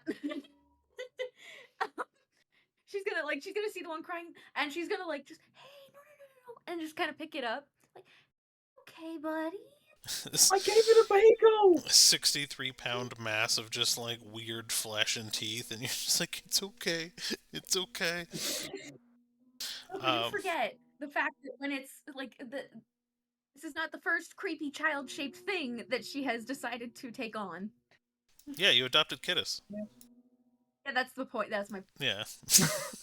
And also Sammy. Also Sammy exists. So Cedar is not exactly phased by that sort of thing. She's just like, oh, he's a baby. So the Bastion does look at Leah for a moment, and you kind of hear the judgment in his voice in Giant as he says, "Are they always like this?"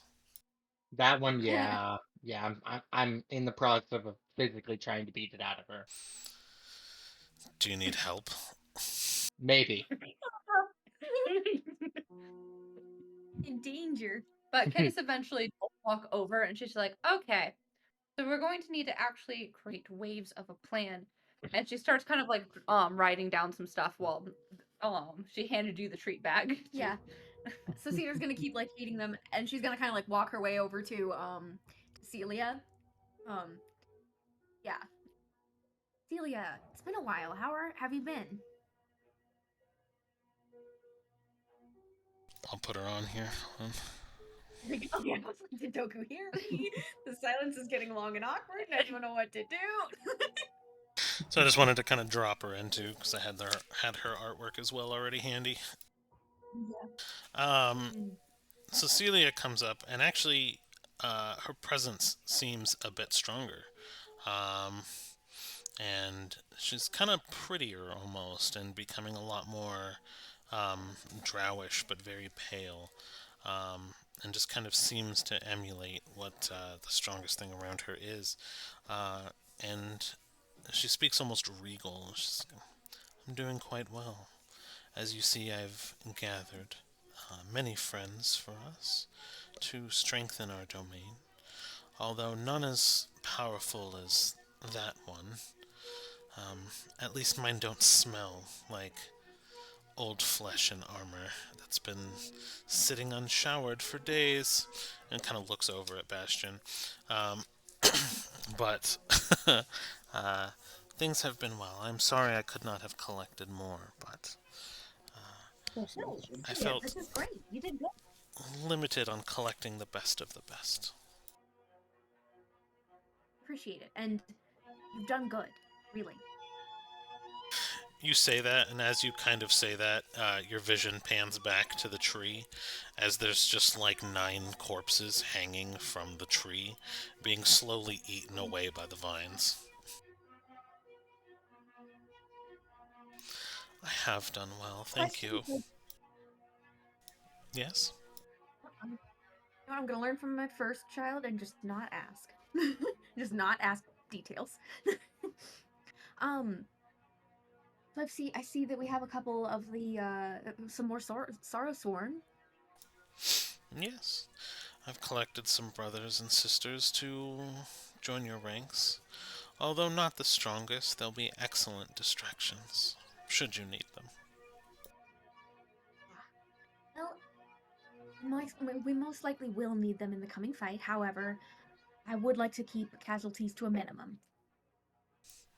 With this, Kittis stands around this time Kittis stands up and she's like, okay. So there will be 4 waves to the attack. First wave, you're going to need a distraction to the outside of the towards the outside to draw attention away from my astral projection. I need to be able to have enough time to complete the ritual, and with the hindrances that will come from Lolth's domain, most likely will take up to 10 minutes. So, but we should plan for 15 to 20 just in case there are any hiccups in the plan. I will be going in, and I'll be in Lolth's domain sleeping with Atlas watching over me. Make sure that nothing happens to me while I'm asleep. Once the distraction starts, I'll start the ritual and summon the domain into the center where the goddess is. Wave 2, which I'm going to dub the awakening. I'll bring the realm to the center and we will wake the goddess up. With this, once the domain is in the center, I will go back to my body and we will start going into wave 3, which will be a direct assault on Lolth. There appears to be various types of drow, some of which will be and could be friendly and some that could not. Our main goal is to take out Lolth as fast as possible. But if you are attacked, if someone attacks you, don't hesitate to attack back. In wave 4, I will proceed to call on some of the drow to rise up. Some of them have dreams outside of this realm. We may not be able to get many on our side, but we may be able to, with the calling, and if we can show enough force to gather hope, we can possibly get some of the, especially the drow that are less well off, ones living in poverty. We'll possibly be able to get them to join us. Last, kill Lolth. I understand that the goddess will not be able to die, but if we can weaken her enough to be able to push her into a portal, we'll be able to get her to go into a place that she will never be able to mess with the Shadowfell again. Does anyone have any questions or concerns? Since the giant didn't understand any of it, it just kind of nods. Leah was translating. Yeah. Okay. Then in that case, he has a couple of questions.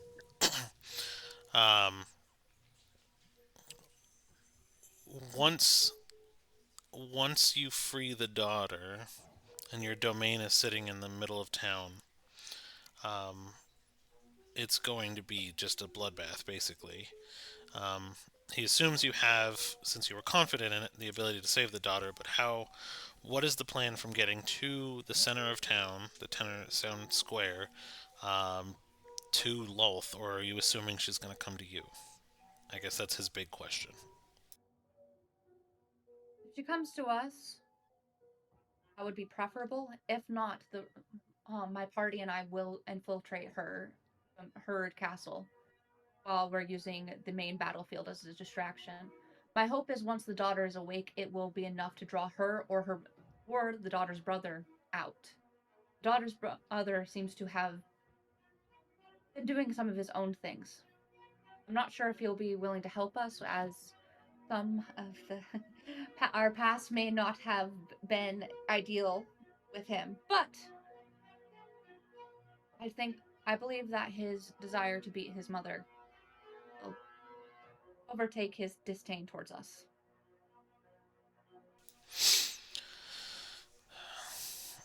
Then once the battle starts and the daughter is freed, I will fight on the battlefield for as long as I can, and I will have my death giants clear the way to her sanctuary if she doesn't come to us. And he begins speaking in orders, almost in tongues, like in code. So you understand the words, Leah, but you don't necessarily understand what he's saying because he's speaking in code to his men. And all of them actually fade back into the Ichor pool, almost as if they're going to wait in hiding until their chance to strike. And I turn to, what's her name? Celia. And I'm like, how long do you suppose they will be able to hold off? They should serve as a distraction. Would this be a fighting distraction or a run like heck distraction? Cause chaos distraction. Oh, I like the sound of that. I mean, 36 Sorrow Fiends, like, appearing in the middle of town would cause a distraction. Maybe not the best fighting force, but a distraction. I'll need it to do the summoning ritual, so it won't be necessarily in the center. I have an idea. The distraction? Mm-hmm. Some of the Sorrow Swarm could try and release the light archons from the lamps and such. That would work. Do you guys know what they look like? Since you have some in your possession, you can definitely show them. Yeah. Cedar's gonna kind of like coax one out of her satchel, because I remember when we were trying to get from she got them from Gina. They look like this, and she kind of like leans down to show the little Sorrow Sworn. They look like this, and they're stuck in lamps. You need to get them out of the lamps. They can either join us or they can just fly wherever they want. The more chaos, the better. Celia speaks up. I can handle that task. I can move quickly and free them from their prisons. If you don't need them to be anywhere specific, I can run the streets rather quickly. No, I don't need them to be anywhere specific. Just need them to cause enough problems that no one will notice me doing the ritual in the town square. Okay. Cedar's gonna shoot a quick message on the poison link to Leah. We need to talk in private. Okay.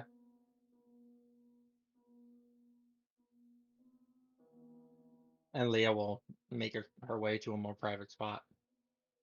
Yeah, Cedar's gonna kind of slip away for that, like after kind of talking with Celia kind of about what to do. I'm worried about when we were in the square before. Mm-hmm. And some of my actions were not completely my own. Mm-hmm. If that begins to cause a problem, trust you to make sure I'm not a problem. I'd prefer it if you knocked me out. Yes. I prefer it if it was knocked out. But if it comes to it, Punch you in the face. I would rather it be you than... Punch you in the face. Yeah, so knock me out if you can, but if that doesn't work... Oh, trust me, I can. I mean, if somehow that does not stop her from using me against you all.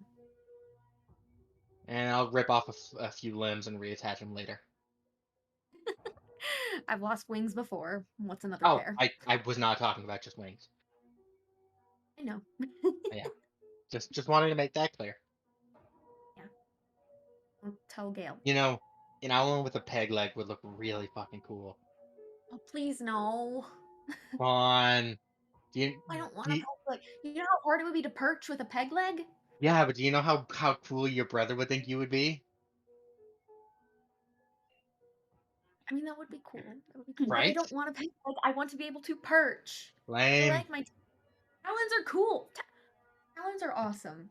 First of all, Yeah, you're but just peg legs are jealous. better. You're just jealous because I have talons and you have hoofs. No, I don't. And talons can grab things. Yeah, and my feet can fuck you up.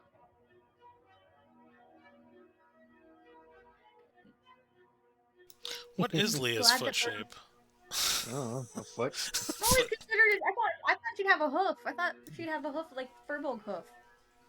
I don't think Furbolgs have hooves. Let's find. No, Let's I look don't know at. if they do. I don't want to Google search Oh. Furbolg feet, but we're about to do it.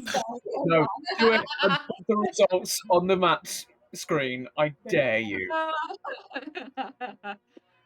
Oh. But yeah, thank you, Leah. Mm-hmm. I appreciate that we're friendly now. That's one way to put it. Friendly? I said friendly. Fair. Fair. If anything happens, I know you'll take care of Gale, obviously. Also, but take care of Kitty for totally, me. totally not a possibility, I swear. But if you see a tiny floating marble, fucking run. I'm from a marble. Got it. Yeah. Marbles are not my friends today. No.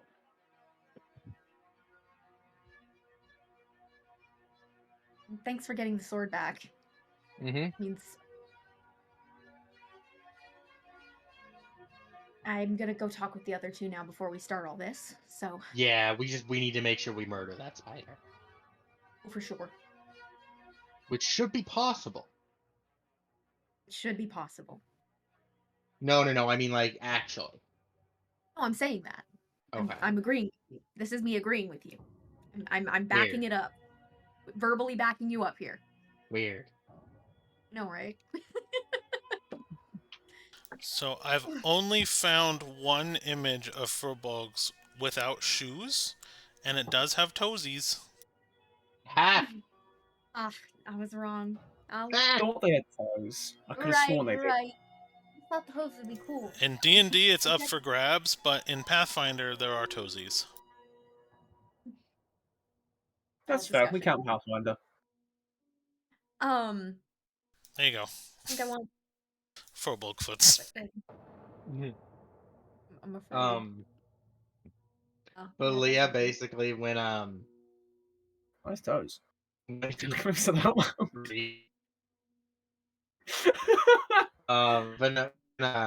when Sarah heads off to go talk to the others, Manicured. Leah They're goes and manicured. takes like some giant size piece of paper or parchment and basically writes out her part of the book that explains how to potentially kill a god. And she's transcribing it in giant so that they can read it. Okay. Ooh. That's spicy information. Well, if they're gonna help us kill a god, they need to know how to kill the fucking god. Yeah. The spicy factoid. It is. It's spicy. So he kind of just looks down at all the paper, and you just hear like a sigh, but almost an excitement. Mm-hmm. I never thought I'd receive a gift such as this. Is this permission to kill? Lol. Yes. All of the drow? No. Yes. Well. Yes. No. For negotiation. I mean, those who do not convert to your will on thy command forfeit their lives to death. That's what this paper says. None of you understand this. Oh, yeah, this isn't no, giant. None of you guys understand this. This is Sophie, not Cedar. Yeah, I know. And I'm just saying for Harry, like Gale has no idea what the fuck is being said. the water, Yeah. the water, the ichor in kind of the grotto lake, begins to boil when he speaks these words.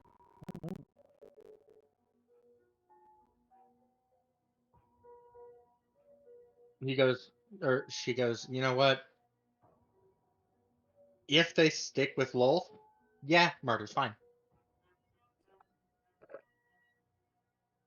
Rain, no. But only if they stick with Lolth. If they go anywhere, and I mean anywhere else, they live, yeah. That is essentially the only thing we need to worry about. Perfect. Perfect.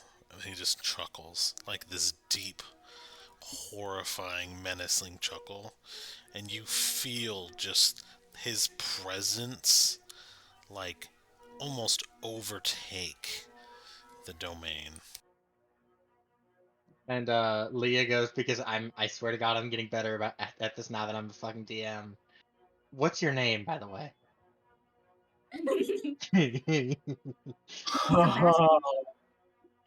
No. That's my recommendation. No. Sebastian the Bastion. No. No. Hey! No. Get my hand in the pizza box. Oh, let's find out. Because I've been building him, and you know what? I've completely ignored his name, so hold on. I'm well aware, yeah. Please let it be Sebastian. Please let it be Sebastian. Don't be Sebastian. No. Sebastian. Seb to his mates. Exactly. Let me see. Please be Sebastian. Please be Sebastian.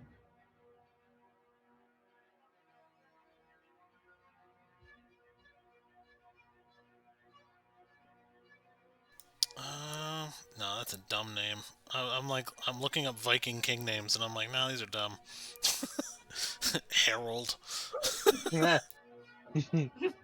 hold up there now. No, it's Rorik. I think I'm settled on Rorik. I can fuck with Rorik. I can fuck Rorik, yeah. No, please Roll performance. I think we all could. He's a big piece of man right now. I said it mainly for Sophie's facepalm, and it was so worth it. It was. You know, let's see. See, as we run it in my game, roll highs or lows, see if you top or bottom. No. Not me. No. How do I roll highs or lows? How does that work? We have one viewer, and I apologize. It went from Furbolg feet to Just hoping it's not one of the not in the server kids. beefy Oh. Viking men. Not my voice acting children. No, It's not it's your Keeper. Keeper's the one watching right now. Oh, great. Oh, that's fine. Yeah, your cousin. That's fine. Real quick, how do I do highs or No, lows? How does that work? I'm fucking with you. I'm not. Yeah. This can happen later. Yeah, This I information can. can be told later. I'll do it off screen and message Rain. It's fine. Yeah.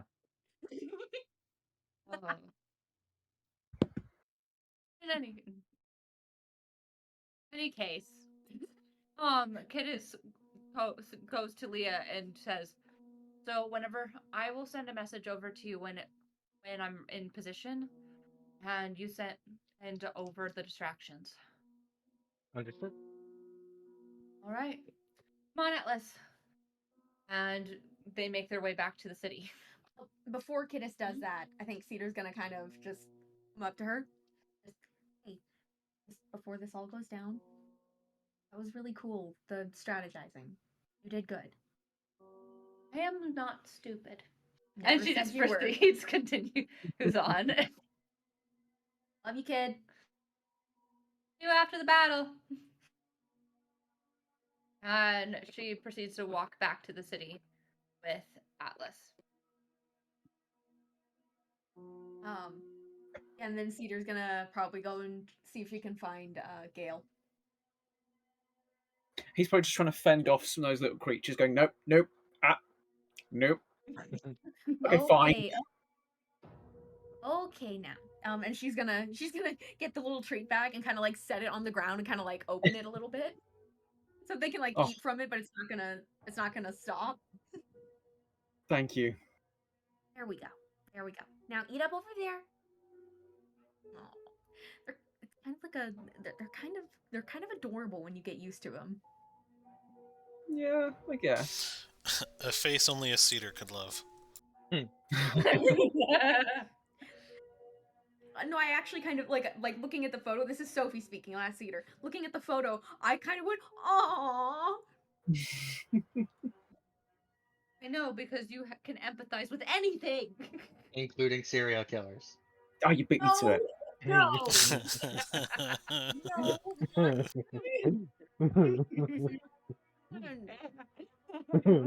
That's not what you told us in private. We're not going to mention it on the DMs, but you know. Yeah, so Cedar's gonna so ready for all this? To kill a god? No. Kind of crazy, seeing if this is even, well, it obviously is possible, otherwise we wouldn't be trying, right? But Yeah, I don't know. It didn't feel real up until about 5 minutes ago. I know what you mean. I know what you mean. I'm kind of scared. Me too. I'm And not I feel ashamed to.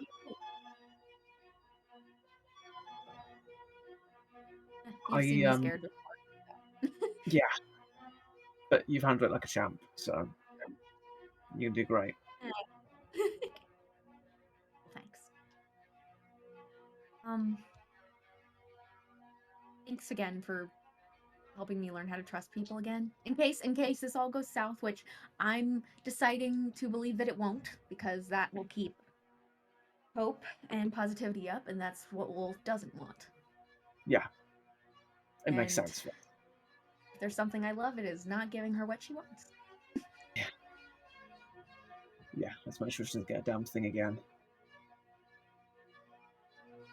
Yeah, I figured this look, out. It'll be okay. Nothing's going to go wrong, because if anything does go wrong, you're getting out of here alive. Thanks. I don't know what's going to happen. I don't know if we're all going to be okay, but I know this. Anything comes your way and it's going to kill you, I'm jumping in front of it. Please don't self-sacrifice yourself.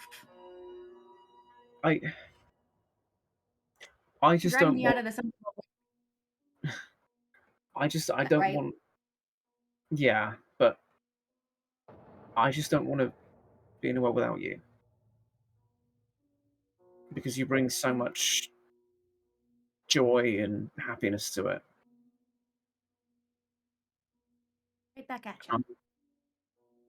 I'm prioritizing you in all this, and Kiddis, and Leah as well, because they're also kind of my patients. But yeah, well, we're gonna get this figured out. Yeah, and it's all gonna be okay, and it'll be just like the storybooks. yeah. If we do get out of here in one piece,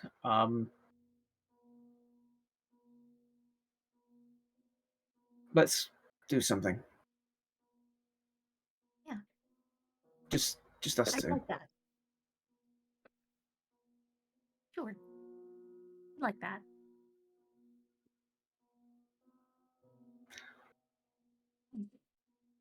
Do you want some bread? I'm okay. I'm not really hungry right now. I don't think I could eat right now, honestly. Well, take something at least to, keep your strength up. I know technically we don't have to eat, but honestly, that's one of the things I've missed the most about this place. Ugh, tell me about it. Miss baked goods. Yeah. I miss hugging you as well. Well, I'll give you a big hug when we get back to the living world. How's that? I will brace my ribs. It'll be fun to be back in the living world. Yeah. I want it to be fun.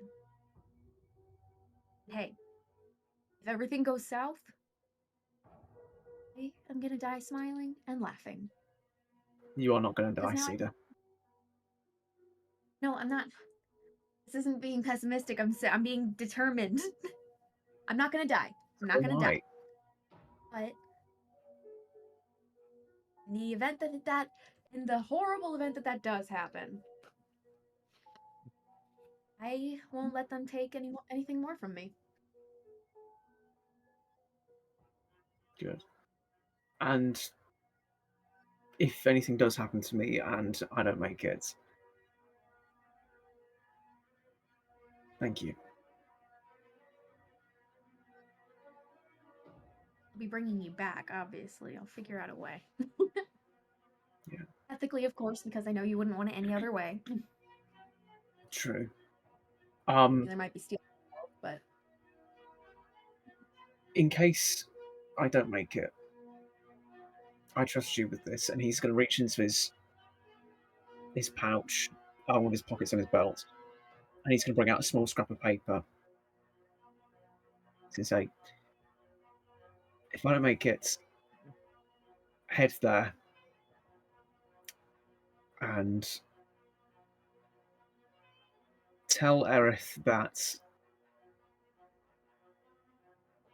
I love him and that he did a good job raising me and that I died doing something good. Trying to be a hero that he always saw me as. I would say succeeding at being the hero. But do that. Yeah.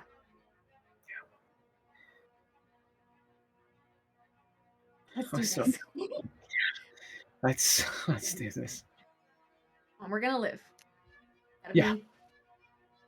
I feel weird saying this, but we gotta be optimistic. Oh, you rubbed off on me. Like your little sunshine attitude. Infectious. When we first met, you didn't want to talk to me. Yeah. Now the tables. I'll have to thank Mai for making me give you that tour. I thank every single day, personally. I'm gonna go and check and see what Skilly's plans are for the distraction, and make sure that the little guys get fed.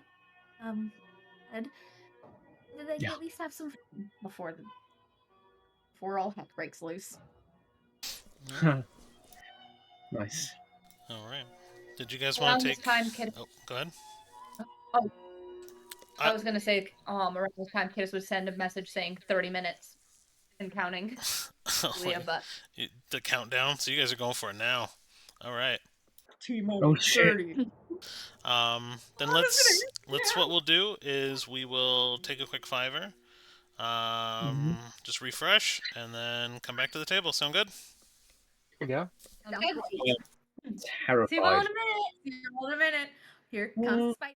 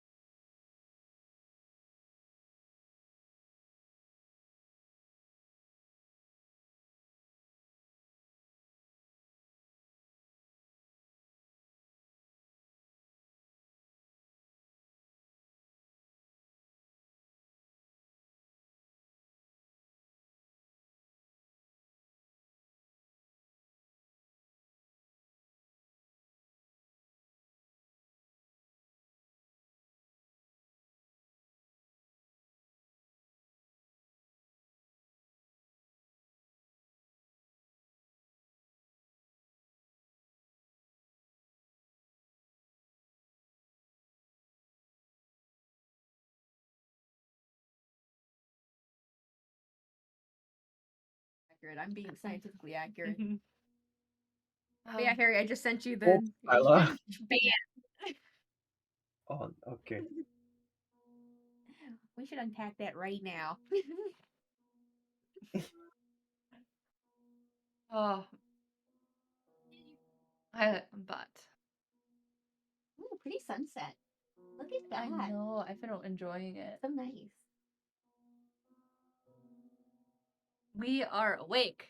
Are we We are fully functioning adults. What? Ha! No, that happened literally yesterday on pure accident. Like, I actually didn't really hear what you said. And I went, what? Perfectly timed. I was so Well, happy. I was laughing at that we are fully functioning adults because I have no idea what that feels like. Neither do we. I also am laughing at the awake because I have no idea what this. What's awake? What's this being awake like? What's that like? Oh. But You're like, spider. All right. I need that to be like turned into a TikTok audio. You're a spider. I think we can arrange that. Somebody come get her. She's acting like a spider.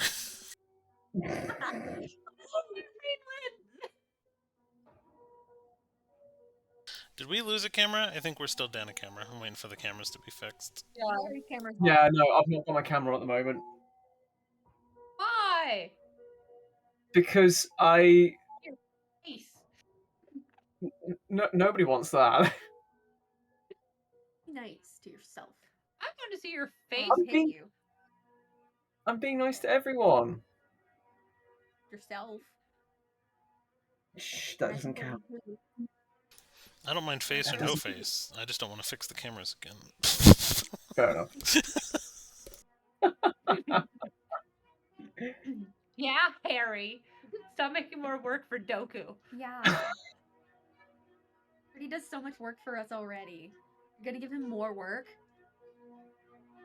Don't guilt trip me now. Come on. I don't know, it's solid. Well, this wouldn't happen to yourself. Uh-oh. Oh.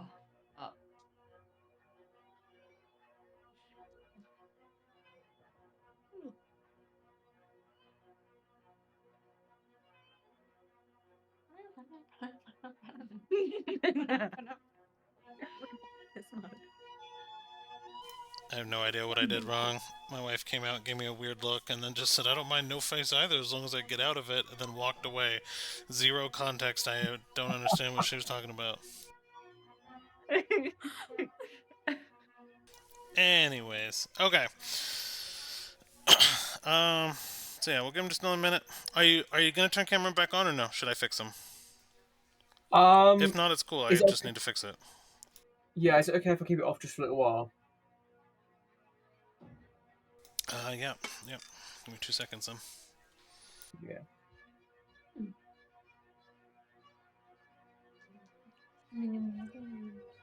Oh, you went to me. Wait, where's our technical difficulty song?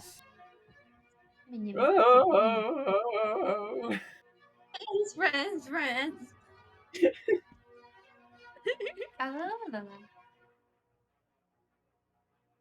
And we're not singing the rest of that song because that's a little bit NSFW. Okay, our technical difficulty song.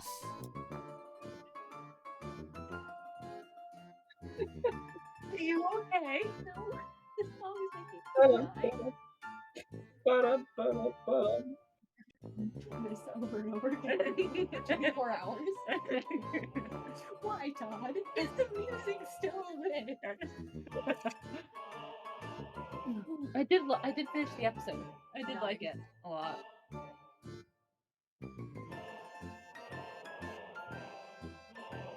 Why does this sound like a really weird jaunty mix of Victorian era Britain and some communism? It becomes verbal stims in my head, and then I'll just say one, and then That one, I know quite a few of your verbal stims. I just didn't know that one. yeah, because I haven't shown you that that compilation yet. I was gonna show you on the bus. I was jamming out to music and listening into I know. horror. But yeah, I'm just going to say it. This song sounds like a weird mix of jaunty pirates, Victorian, and communism. And so did my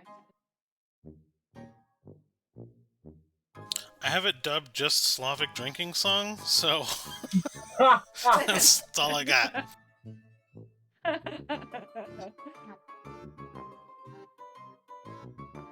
You okay, Soph? Fine. She keeps injuring herself in various ways. No, injuring my... Injuring... Oh, okay, I'm not going to say that.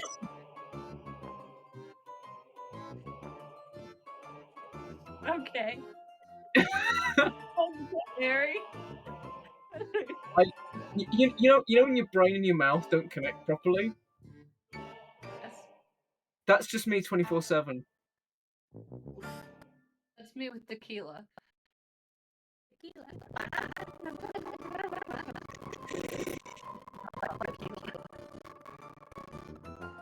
Oh. tequila.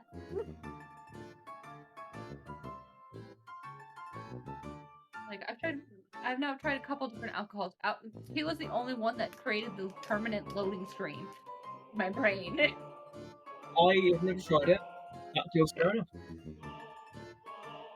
What? Did anybody understand what he said? I did not understand what you said, Harry.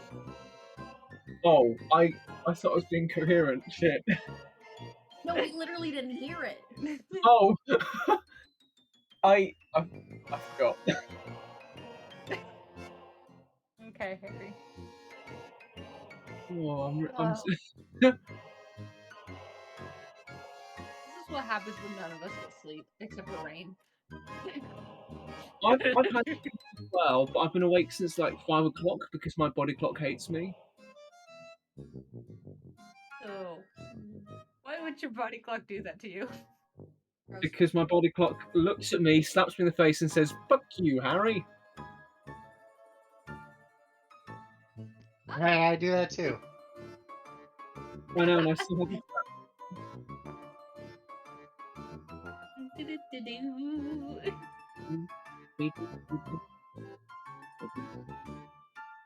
Yeah, nice I'm ready to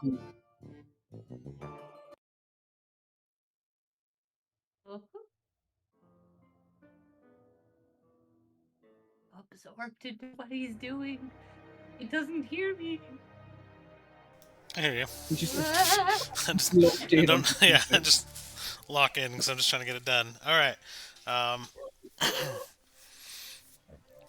Because I know we got like a half hour left or so. So let's see what happens. Let's kill a god in half an hour. Well, I'm sure you guys are not killing a god in half an hour, but we can get some fun story time, I'm sure. So we can speed run god death. It's fine. No, we're not speed running my arc. Everyone else got to enjoy their arcs so far. Nah, I'm definitely now that you got a little bit more free time, I think we'll actually could have a couple more sessions definitely in your arc. So Yay! I think I was just telling Rain, I was like, I really want to like do your arc justice, you know what I mean? And I was worried a little bit that I wasn't. So I think it's turning out to be a little fun though. You guys got a good plan. Well, you guys got a plan going. And I created the plan on the fly because I haven't thought about this because I've been busy with wedding planning and planning this trip, so then my brain just forgot to plan. You're doing a lot of planning, so you were used to it, and so now you're in a planning mode. Yeah, speedrun planning. Yeah. The best laid out plans are ones you've just thought of. Sure, because everybody says that. Yeah. No, should be good though. Okay. So yes, you guys find yourselves kind of in the middle of the grotto, assuming you're probably leaving the grotto a little bit or doing your thing. So, you know, Atlas kind of picks you back up as you guys begin kind of traveling, I guess, to get ready or to do your next steps. before we enter Lil's territory, Kittis pulls out the raven feather that the Raven Queen sent her a while back when she asked about her brother, and she's just like, "It's about to start. If you want to send any more assistance, now is the time." She's like talking to this feather.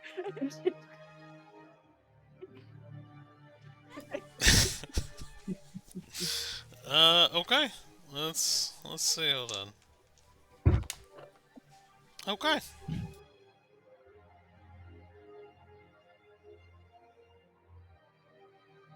Big book. You said big book.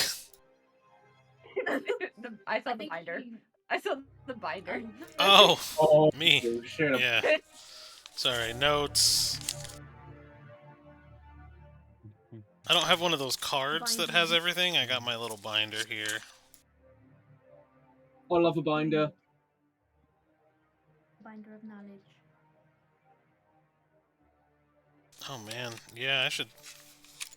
You guys want to see behind the scenes every now and again? Yeah. So, this is what I look at any given time. Hang on. Your crotch? Oh my gosh. Hey. Oh wow, that's a lot of words. That's a Whoa. manual. Damn.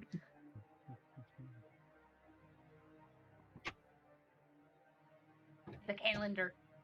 That is amazing.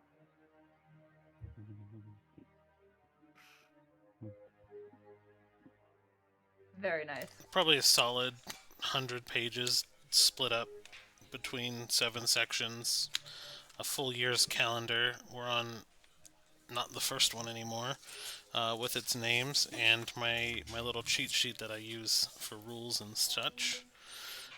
And then my notes and characters and things that I brought in and special things I need to remember. Not to mention the 3 different notepads I have typed up on my computer, the 2 Word documents, 3 if you count the freaking book. You're welcome. The names master list, the tokens, the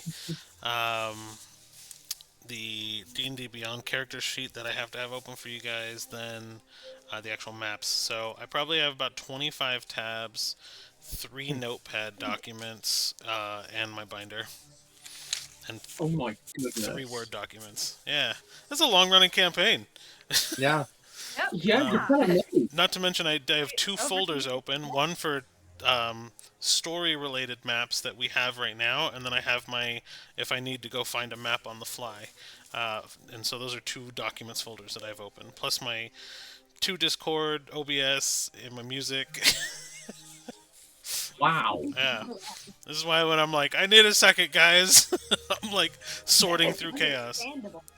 All on one screen. Go figure. Did you think you need a second monitor? Yeah. I technically do. I have a second monitor. I'm just too lazy to hook it up. Oh. That's a whole mood. It's a whole mood. All right. But cool. So we are back. And you guys are kind of going towards the air of battle for now, or the air of a plan. You are going to clash your domain that you've kind of sectioned out, that essentially is part of the Raven Queen's domain through you, into the center of the city dedicated essentially to Lowell. In an attempt to wake up her daughter so that hopefully she sides with you in your fight against someone you've never talked to or got any dedication to. Just lorically in the past has fought the mother and is now lovingly put to sleep in the middle of town square for display. You've collected all of her favorite things in an attempt to wake her up. You've gathered some allies in the form of sorrow fiends and sorrow peoples, a tree, Celia and her band of a giant bastion, right?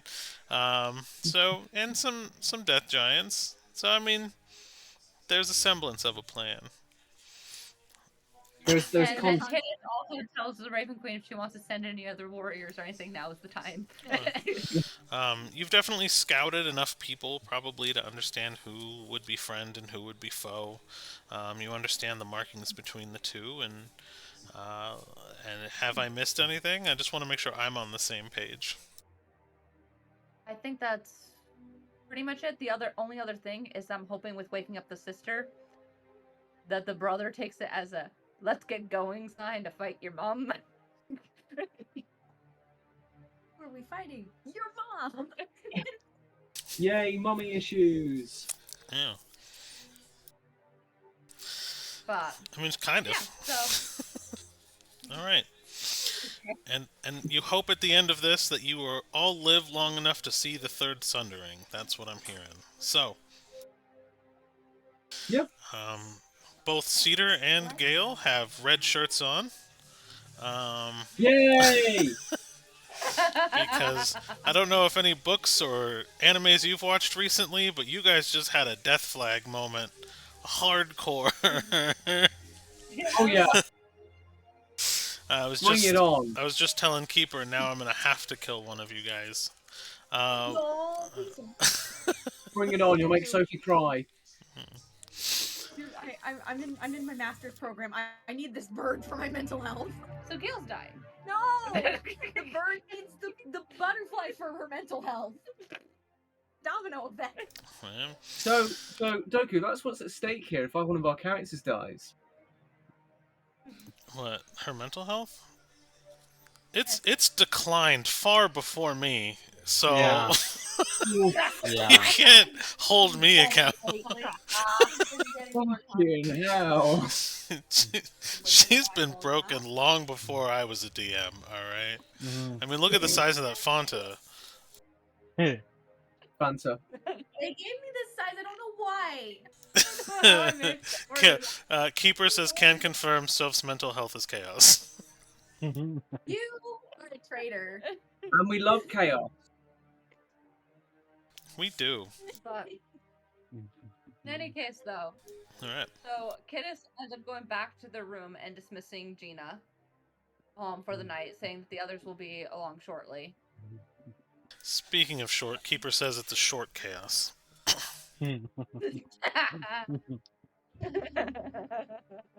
And Kidus just hears over the mind link from Leah.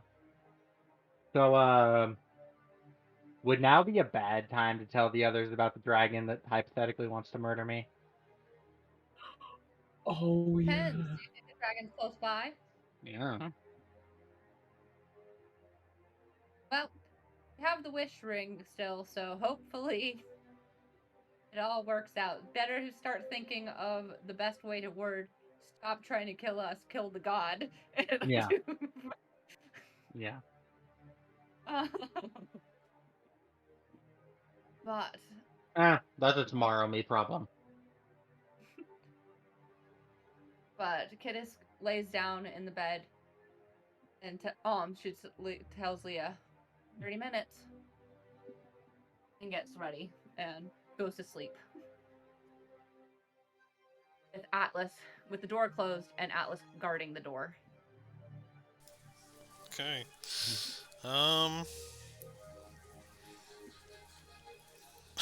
This is gonna be fun. God, what would anxiety fall under? Would that be an intelligence or a wisdom? Oh. I want to say wisdom. No. Yeah. Okay then. Yeah. Roll insight for me then. I think that would probably best Who? qualify it. Kittis.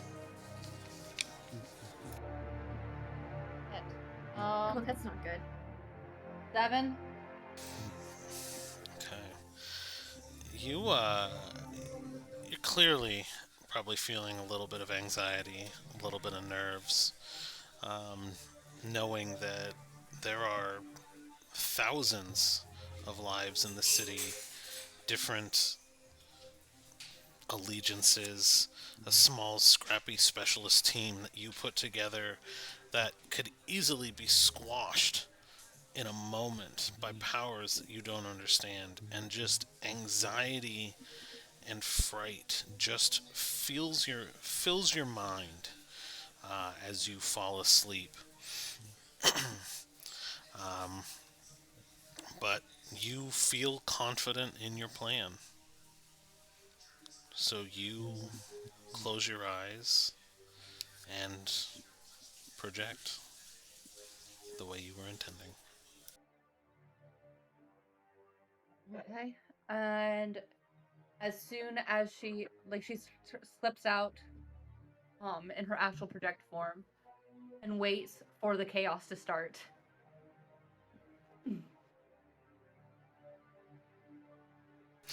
So so you need your people now to just kind of start causing shenanigans? Yeah, because the plan was she shot Leah a message over to Leah saying 30 minutes, which is because Leah and Kittis confirmed that Kittis would give the heads up on when to send the distraction team in, and so 30 minutes after she lays down is when the distraction team's supposed to go in and start releasing the pixies and causing mass chaos across the city. Okay. Alright. Let me do a couple of rolls on my end here.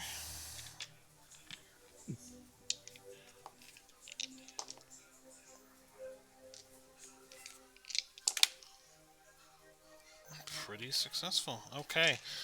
So, you, whoever is awake, start hearing kind of like a bell, like bells ring out all over the city as like warnings, and just a ding, ding, ding, ding, ding, to kind of alert guards to certain areas, and almost like they popped up out of nowhere. You just hear a lot of clamoring, guards running around outside, people leaving their posts. You just hear kind of just the screaming of just, they're in the city, they're in the city. Um, as the sky above the city, even though it's night and essentially Shadowfell, begins to brighten up as flashbangs from all the streetlights that have kind of gotten free are just kind of popping off and flying all around the city like fireworks, as these archons are just kind of released uncontrolled. And there does seem to be chaos, but also the smell of copper and death begin to also kind of fill the city.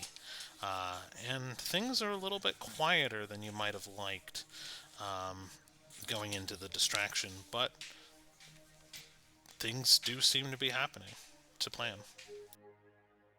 All right. Hopefully it's enough.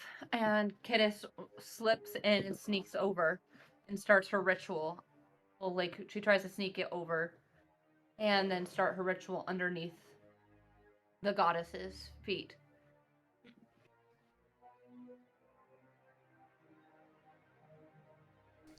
Okay. If she's at free point. Do a stealth. Two of them. All right. And Stealth. an arcana.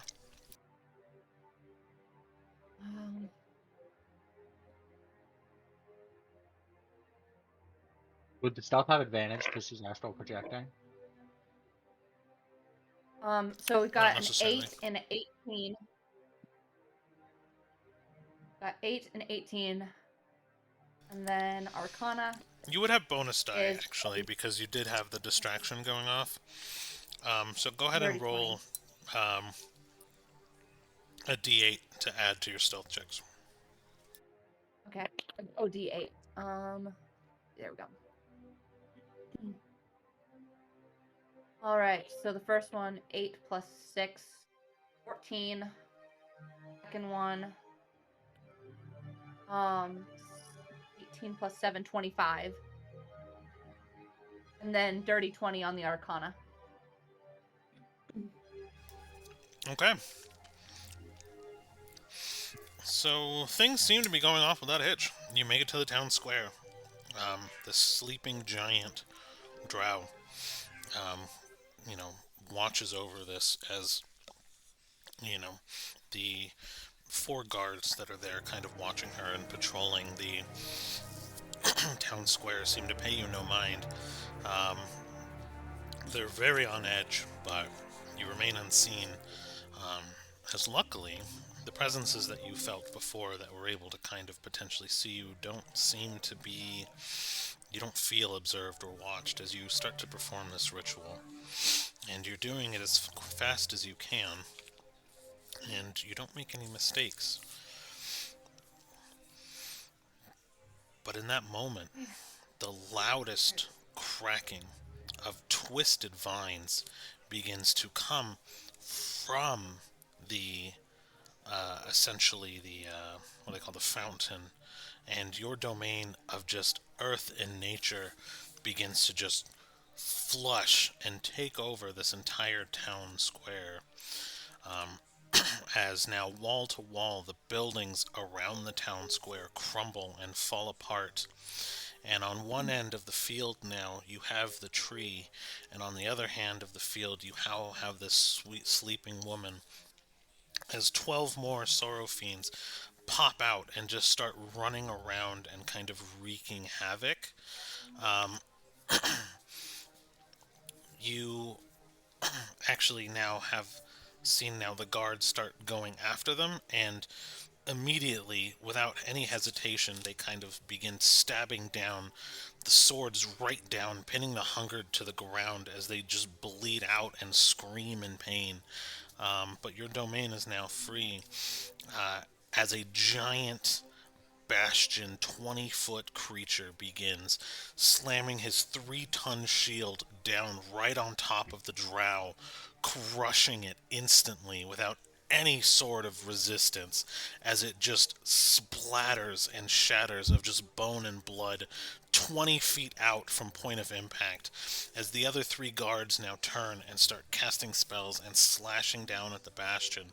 There's just this chaos ensues of this battlefield, as 10 more guards now join into the fray, as this bastion is just fighting them off, killing them, but also taking damage in return.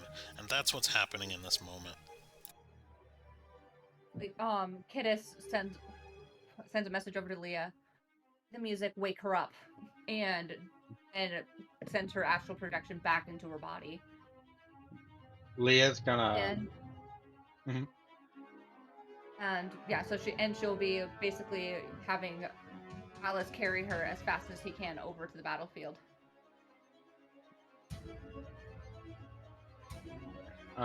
Leah throws with her bonus action, she throws a 3rd level healing word at the bastion, and then uses her action to start playing music to wake up the goddess. Okay. Roll a performance. Okay. Specifically the dream song. It's just what I'm calling it. Dreams, dreams, dreams. I was thinking the exact same thing. 1 second. Okay, so that's 15 health to the bastion, Okay. and that is a 25 performance. Awesome. So you notice actually when you start performing, that one of her eyes are actually already open. And she's already kind of looking at you. And when you dance, she actually kind of begins to smile a little bit. And her other... her other eye is now open. Semi-conscious, she's kind of watching you. And you almost feel her presence just beaming down at you. And right as you hear that, the bastion just crushes down again and flashes his shield outward as 3 drow fly and get caught up in the hanging tree as their life force begins to get sucked away. The smell of the sorrow's blood just fills this field as like black ichor becomes kind of flowing out of the fountain.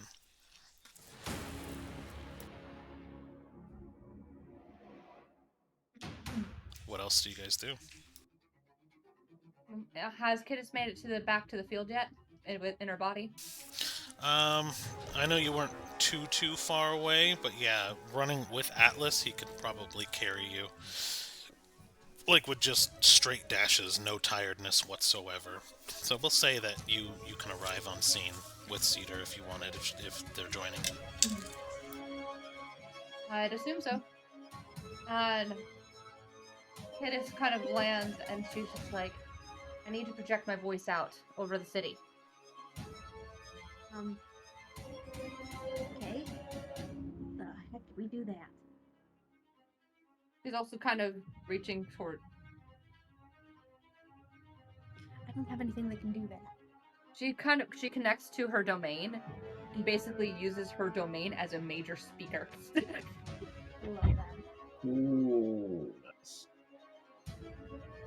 Resonating out her will. Okay. And Leah's gonna throw thaumaturgy on Kittis. Okay. So, alright, so you throw the thaumaturgy on Kittis. Kittis arrives into the domain and just yells her will through the domain to the rest of the city. And she holds up the necklace of persuasion that Cedar, that she took from Cedar a while back. That Cedar lent her a while back. And she speaks out over the city. Both does not love you. He only utilizes you to gain her own power. He promises this false power in exchange for your slavery. You have a choice. Free will is not dead in this domain. Free will is what broke me free from her. If you are ready, you can sing out and free yourselves. If you are able to fight, you can fight back. If you are not able, then send your will, your hope, your dreams. Strengthen this domain. We are taking over. Lolth will never harm anyone again. And she projects that out. Roll a performance with advantage, and with the thaumaturgy, I'll give you a bonus die of a bonus d4. So Bonus you get D4, and how much? And how much do I get from also the necklace? the necklace itself? gives you 5, I believe, if I remember correctly. Yeah. 5. 4. Okay. 3.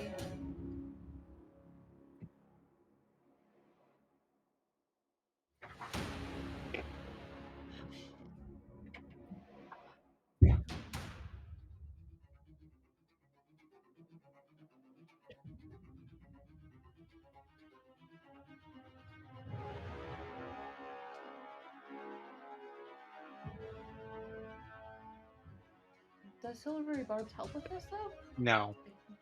No. Ah, never mind.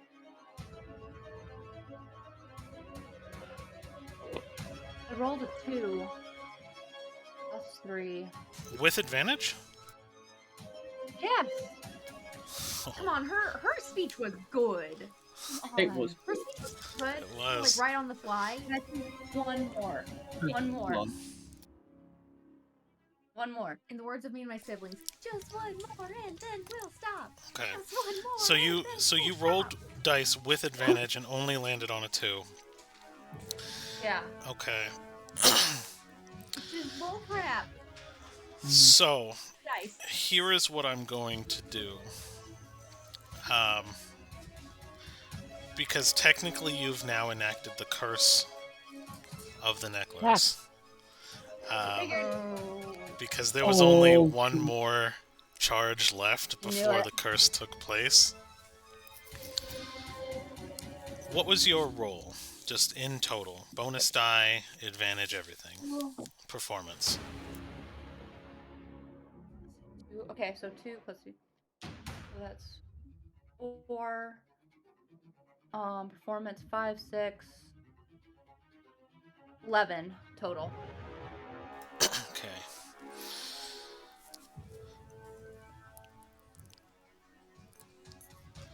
Cedar's shadow. Flipping mimics Sammy. Oh no. your voice just to cause chaos. And as your voice screams through the city, it reverberates through him, and he echoes it even farther Oh. on your behalf. I rolled okay. Okay.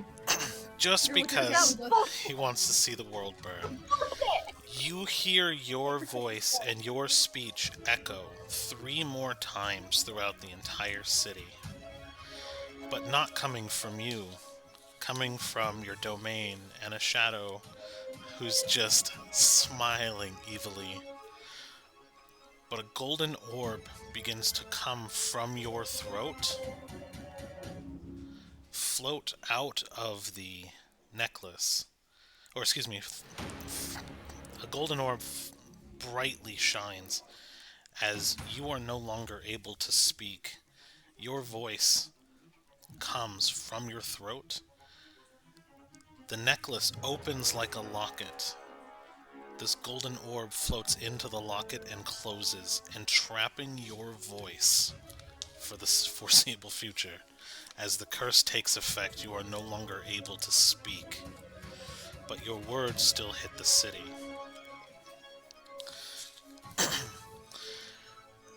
As the daughter's eyes open the rest of the way,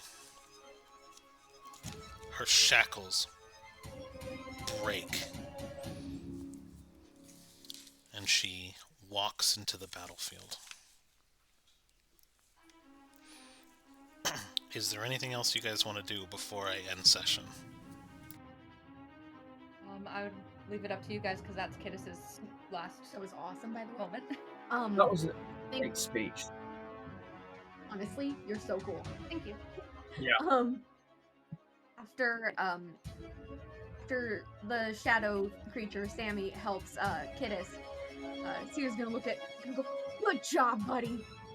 And she's gonna look towards like kind of the edge of where we have the domain. Kind of like, and she's gonna look at Sammy and go, like the hounds of hell. Basically, she is telling Sammy, if it's an enemy, launch, go for it.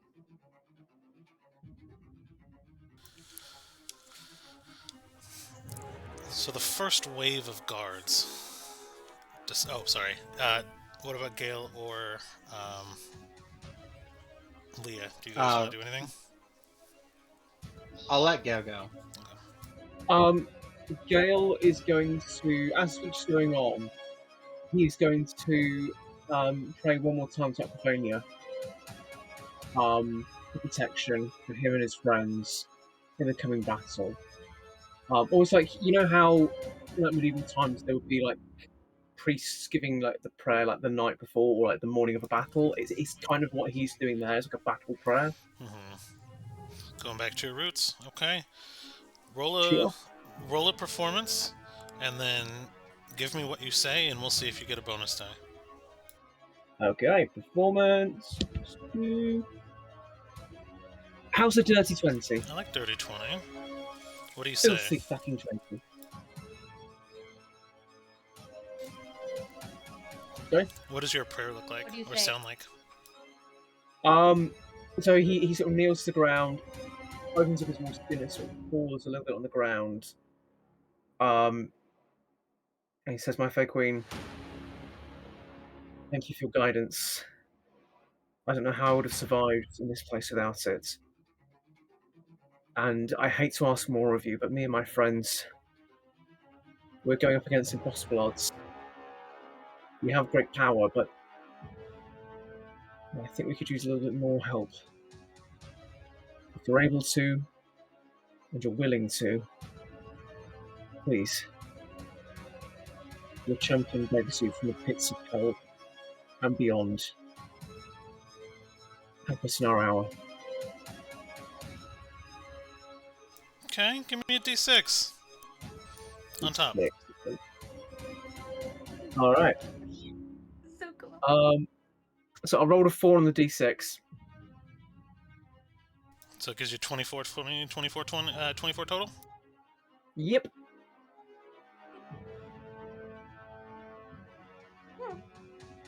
Bless you. Okay. Thank you. That's what I'm So trying to do. your prayer reaches out, and that fountain, from that fountain flowing in black ichor, pure water comes out and actually anoints a crescent moon onto all of your foreheads and Bastion's foreheads and Atlas's and the shadows. Nice. So it was successful. What that means, we'll see. Awesome. Leah. Question. Mm-hmm. What did anything happen with the shadow when Cedar told it free range? We'll get there. Yay. Leah. Does Leah seem, or not Leah, but does Bastion seem injured at all? He's pretty messed up, yeah. Like he's been fighting. Okay. And what you're actually seeing is about the first wave of these Plague Knight city guards that you have not seen descend, or even so much really move when you did see them. But about 10 of them are now breaching the edges of your domain, and Bastion is actually fighting them off. And as he does, this poison actually is kind of taking into his body. But there's probably about 2 engaged with him and 8 more coming towards all of you. Okay. So, tell me or not if I can do this, but she is going to first fly up and land on his shoulder. And through her feet touching his shoulder, she casts a 4th level Cure Wounds for 31 hit points. Yeah, super acceptable. And then she goes and she just... How many giants are on the field? Just him for now. Okay. They were going to commit to a different part of battle. Okay. Well then she definitely does this. She uses Thaumaturgy, and purely in giant, she yells out, "We are giants. We do not cower. We do not hide. We do not fear. Enough of that. We are giants. We rule. We are the ones with power, not anybody else. It's time we take that shit back." Nice. Roll a d12 for me. Okay.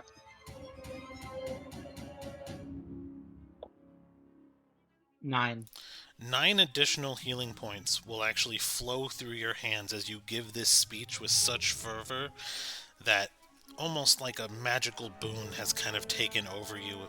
You're in this domain, you're in this action as you pump 9 extra health points into your spell, Hell yeah. into Bastion, and he lets out a roar in just giant that almost makes the plague guards cower for a quick moment. Okay. Awesome. But in that moment, almost silence falls upon the battlefield as the softest steps of bare feet touch the dirt that you've summoned into the middle of this city as she is awake and moving.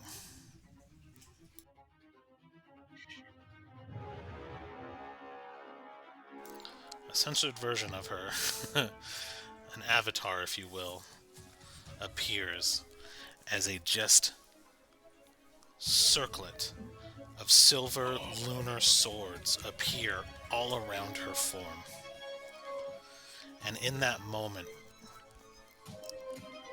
20 swords fly from her body, piercing the bodies of both, or all 10 plague guards, 2 swords each, one through the head, one through the heart, as they're pinned to the ground.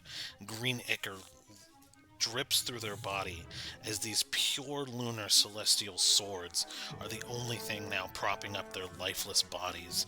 She appears in anger and anguish as the next round of about 12 more guards begin to descend on the square. And that is where we'll end session. Hell yeah. Oh my gosh! Get it started. Like literally. Hey, those were good last words. You got Little Mermaided. Those were good last words. I Right. think you gave us words now. He's gonna be your interpreter. He doesn't have words yet. Oh no. Right, as soon as That's it's good. over, we're smashing the locket. I have ideas around it. Yeah.